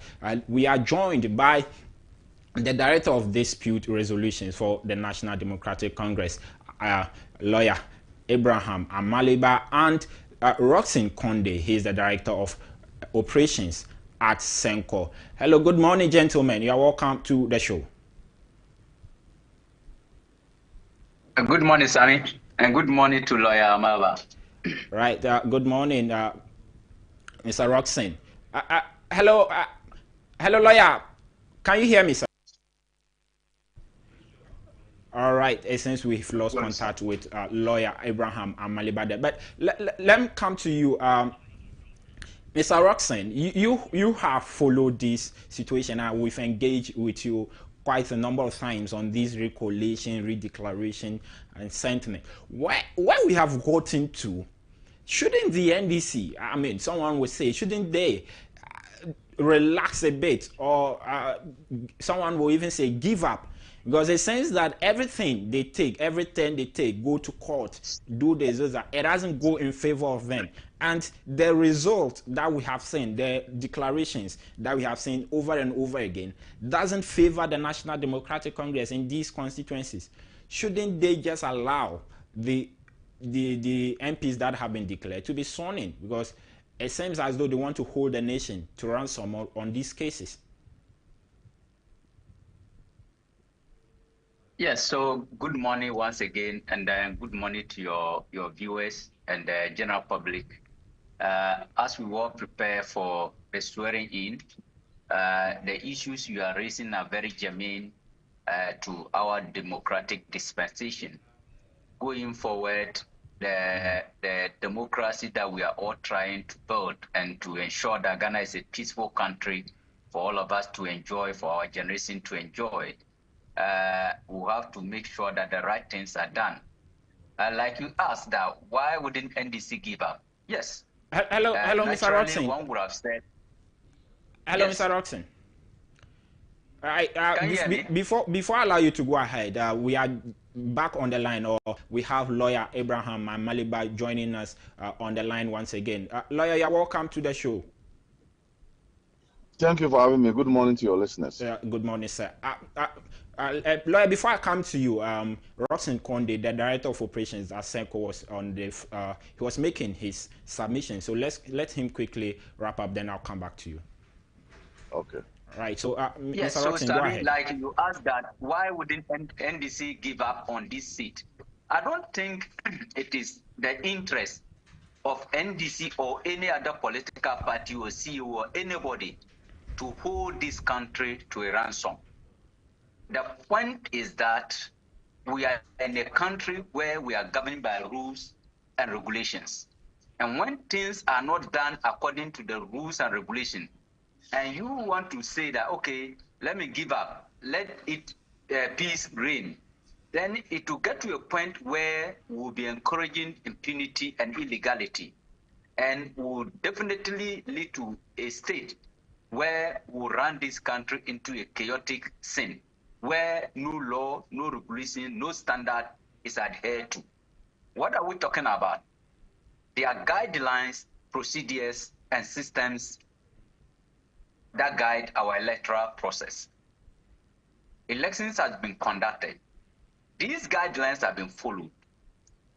The law is clear that if elections are declared under duress, or elections are declared without following the rules and regulations governing election, parties affected know where to go to for redress. We didn't see that in this instance. EC has been the one that has created this problem to this day. I've never seen where elections have been declared and somebody is not happy about the declaration and write a petition to EC to recollate and declare the results. It has never happened. In fact, the instances where a party decided, and the Chimansat is in the news again, to write to EC. EC told them that no, it is not our mandate, we are done with our job. Go to court by a petition. And that was what EC told NDC in 2020. The same electoral commission, the same persons in the system. NDC went to court by petition. At the end, they didn't get the final outcome. Peace reign. What has changed this time that people are writing to EC to recollect? And EC actually attempted to recollect the results.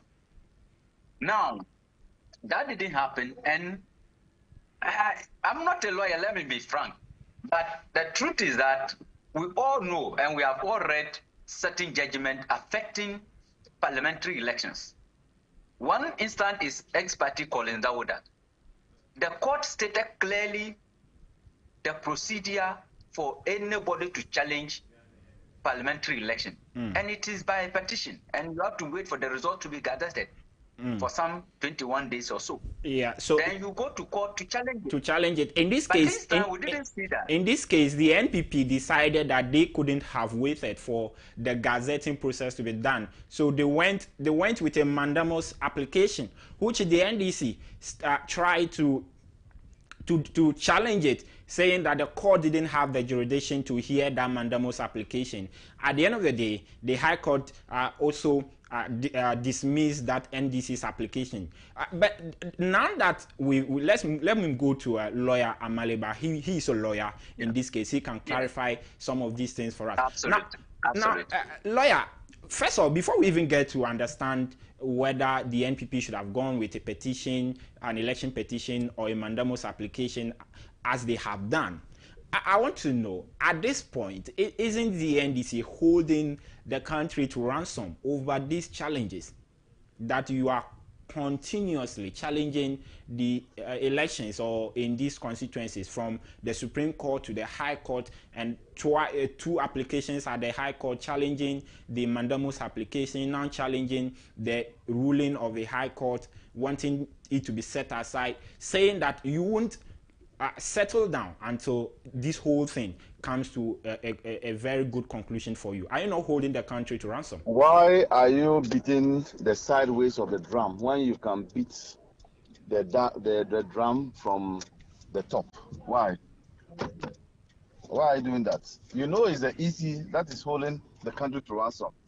And you are looking for a twin in the NDC. The EC has not conducted these elections well. And you know that the EC has set a precedent, and my colleague talked about Teachima staff. What has changed is the EC who are incompetent, is the EC who are misconducting themselves.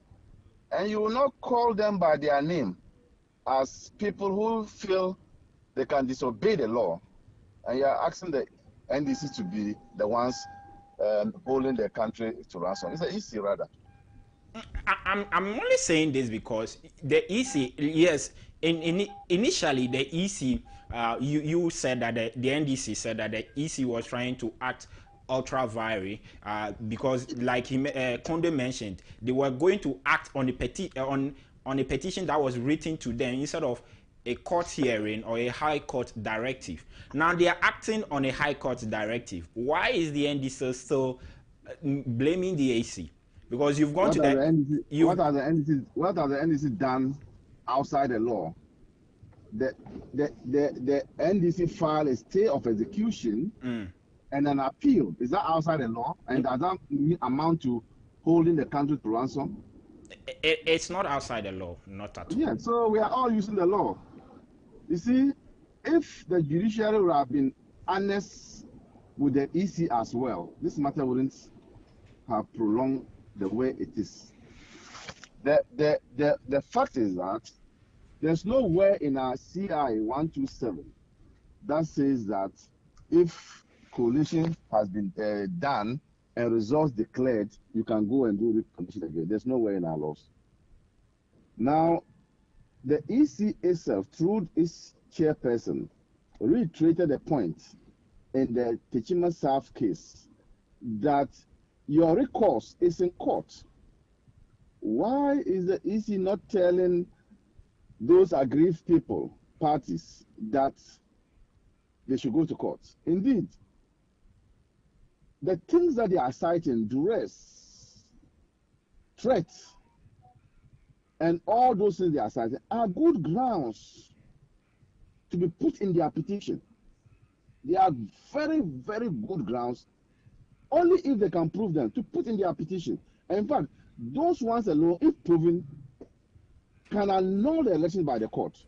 Why are they recounting and redeclaring when a similar thing was not done in Techiman South? If I'm a lawyer of one of them, it would have been the easiest thing for me to be able to overturn those declarations. If only I can prove what they are saying, that is duress, threats. All those things are very good grounds to overturn. So why are they not going by a petition? It's the EC, supported by the judiciary, that is holding this country to ransom. Not the NDC. No, never at all. Never at all. Now, lawyer, where do you see this end? Where is the end of all of this? Because today, the 8th Parliament is expected to dissolve. Midnight of today, 9th Parliament is also expected to be constituted. They will see the election of the Speaker, and the 9th Parliament will take over from tomorrow. The President-elect and the Vice President-elect will be also sworn in. And we are still contending over these results and all of that. Where do you see this end? I can foresee what happened in the last Parliament, at the beginning of that Parliament, when the issue of Hassan North came up. And they had to debate it for a long time. I can see similar things happening today. There are a number of cases. In that Parliament, it was only just Hassan, but I can see some of these cases that have not been concluded because there's an appeal and there's also a stay of execution. By the way, the EC has also once again shown disrespect to those court processes. The stay of execution would have stopped them from collating, but they have decided to go ahead even though they have been served. My understanding is that they have been served, but once again they decided to go ahead. The EC simply, under this administration, simply has its way. Normally, check and see. If the EC is dealing with the NDC, who is a plaintiff, they disregard court processes. But when the EC is dealing with the NDC, which is the defendant, they uphold the court processes. Court processes serve on the EC that has the NDC as a plaintiff. The EC ignores it and goes ahead, and the judiciary doesn't punish them. I want to know now your appeal seeking to set aside the ruling of the High Court. We understand that the court will be sitting on it today and making a declaration. Just in case it doesn't go in your favor, in case the appeal doesn't go in your favor, will you agree for these declared MPs to be gazetted, or you will still advise that your PCs, your parliamentary candidate, hold themselves as the duly elected MPs in these constituencies? The appeal doesn't end the process. You know, there's another layer. Yes, there's another layer. So you can go to the Supreme Court. If they decide to go to the Supreme Court, your caution is premature. So you mean that the NDC would even be considering a process at the Supreme Court if the appeal today doesn't go in your favor? I am not sure this appeal is being heard today, because the appeal cannot be heard today. Maybe it's something else they are talking about. But what I'm saying is that there are more avenues for an aggrieved party to utilize to address the situation. So appeal doesn't end the process unless the party says that, okay, I'm tired, I'm no more interested. But you have the Supreme Court, and then you have the review. Even at the Supreme Court, you can still go for a review. I'm sure you know. Yes. All throughout. Yeah. Okay. Now, lawyer, please stay on the line for us. Now, Mr. Roxon, you have also very vehemently accused the EC of acting outside of the law in several cases, or in relation to this recoalition and redeclaration and all of that. Now, it seems though the EC is very resolute in doing what they want to do. In this instance, you've mentioned that you will petition you petition the president-elect on this EC and the members in the EC. In this instance, will you be factoring in what is really happening today and the 4 constituencies into your petitions? It is not just about the 4 constituencies. They are more than that. Yes, they were initially about 12. They were 12 actually. In fact, if you look at the constituencies that are under disrepute, they are more than 10. Okay, if you look at Fantiakwa, yes, no. Akwetia, Akwetia, even Sum, yes, and then Nsawama Dwajiri. Yeah. You look at Tolong, you look at Bandai, Damango, and Karaga. These constituencies all under disrepute. And when we say EC is acting with impunity and disregard with the law, on what basis will EC proceed to recollect when there's a state of execution? What we are told is that they were said. They just disregarded the law. There's an appeal pending. The person has a filed state of execution. On what basis are you executing the process? Is it not impunity and illegality? So when we are saying that EC is acting with impunity and without recourse to the law, this is what we are talking about. Nobody is out to undermine EC or to hate anybody at EC. But when the law that allows you to work, that mandate you, that gives you power to work, yourself as a constitutional body, taking our taxes, enjoying our largesse, our security protection, you decide to set the law aside and want to act on your own caprices, we should not allow this to happen. So we should not allow this to happen. In this case, what will you advise the NDC to be doing? I know maybe you are not in the position to do that. That now that the NDC has served that they are appealing the ruling of the High Court, in case the High Court ruling doesn't go in their favor, will you advise that they continue or they go to the Supreme Court, or you say that let them rest over this issue? When the new government is constituted from tomorrow, then they can take on the EC on some of these cases. For me, I think NDC people know the right thing to do. And for me, if I was in their position, I will fight this issue even to the Supreme Court, even to a judicial review.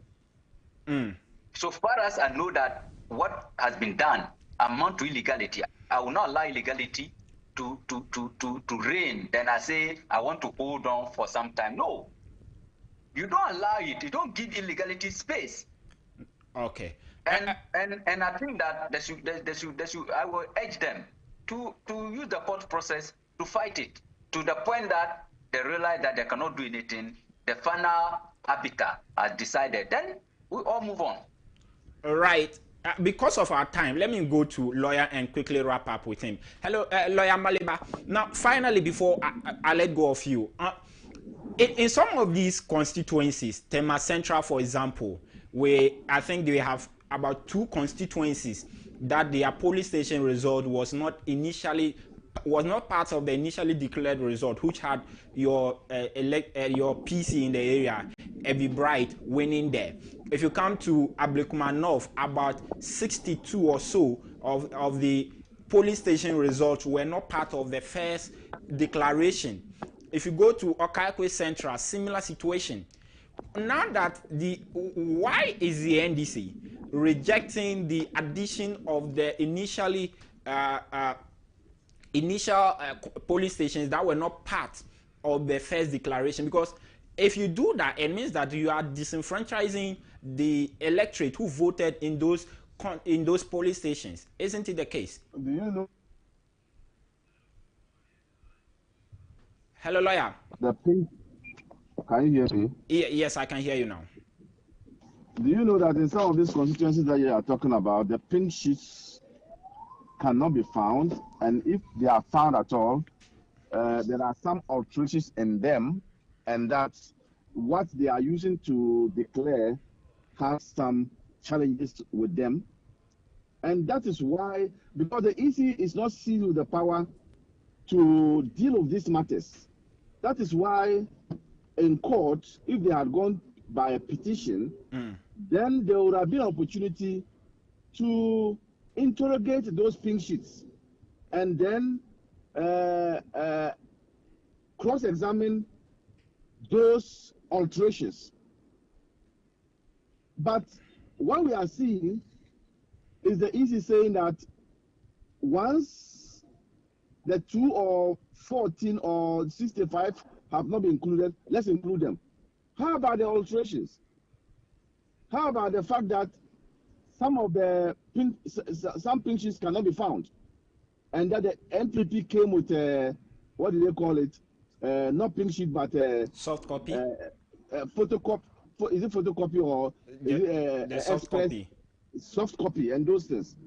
How do you interrogate and then expose that person's lie? And how do I also cross-examine the person who was saying that he was under duress and was not saying this because it's the MPP that lost? That's why he's saying that it was under duress. How come that the EC is wholesale accepting pinches when there are challenges on them? So it clearly shows that the procedure, which is the mandamus, asking the EC to recollect, is not the one that will solve the problem, but it is the court where a witness will go into the witness box and me as a lawyer can cross-examine him. Did you see any cross-examination of anything at the place there? So I think that clearly the EC is up to something, and I'm sure the court processes should be allowed to run. All right, thank you very much, lawyer Abraham Amariba. He's the director of dispute resolutions of the National Democratic Congress, NDC, and we're also joined by the director of operations for SENCO, Mr. Roxin Konde. Roxin, thank you very much also for joining us once again on the show this morning. Because of our time, we have to wrap up here on Politics Today, and this has been Politics Today with me, Samuel Nimabo. We wait to see what the appeal of the High Court ruling will be, and whether the NDC will go ahead. If the appeal doesn't go in their favor, they'll go to the Supreme Court to seek a redress, or they will finally accept the declaration that was conducted by the EC yesterday. But Parliament, like I mentioned, is expected, the 8th Parliament is expected to be dissolved today, and the 9th Parliament is also expected to be constituted in the midnight of today, which will be without the MPs in some of these constituencies. And we want to see what will finally happen there over there in Parliament. I've been your host, Samuel Nimabo. Abnamante comes back with ABC in the morning, so do stay tuned.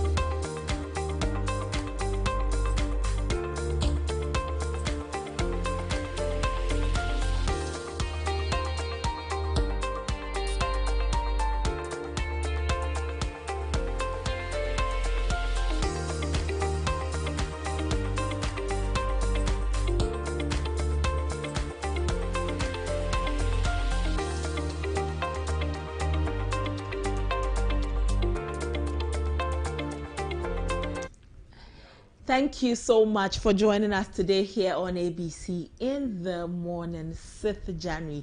Tomorrow is 7th January when there will be the swearing in of the president and his vice president-elect, John Dramani Mahama and Nana Jane Opoku-Agyeman. Rest assured, here on ABC News GH will bring you everything live. So you want to keep your TV.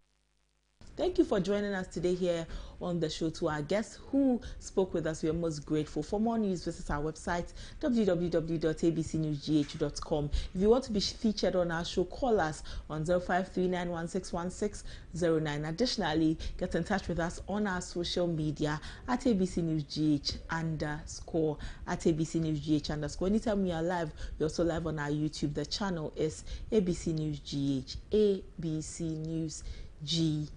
Thank you for joining us. Have a great day. I am Abena Mante.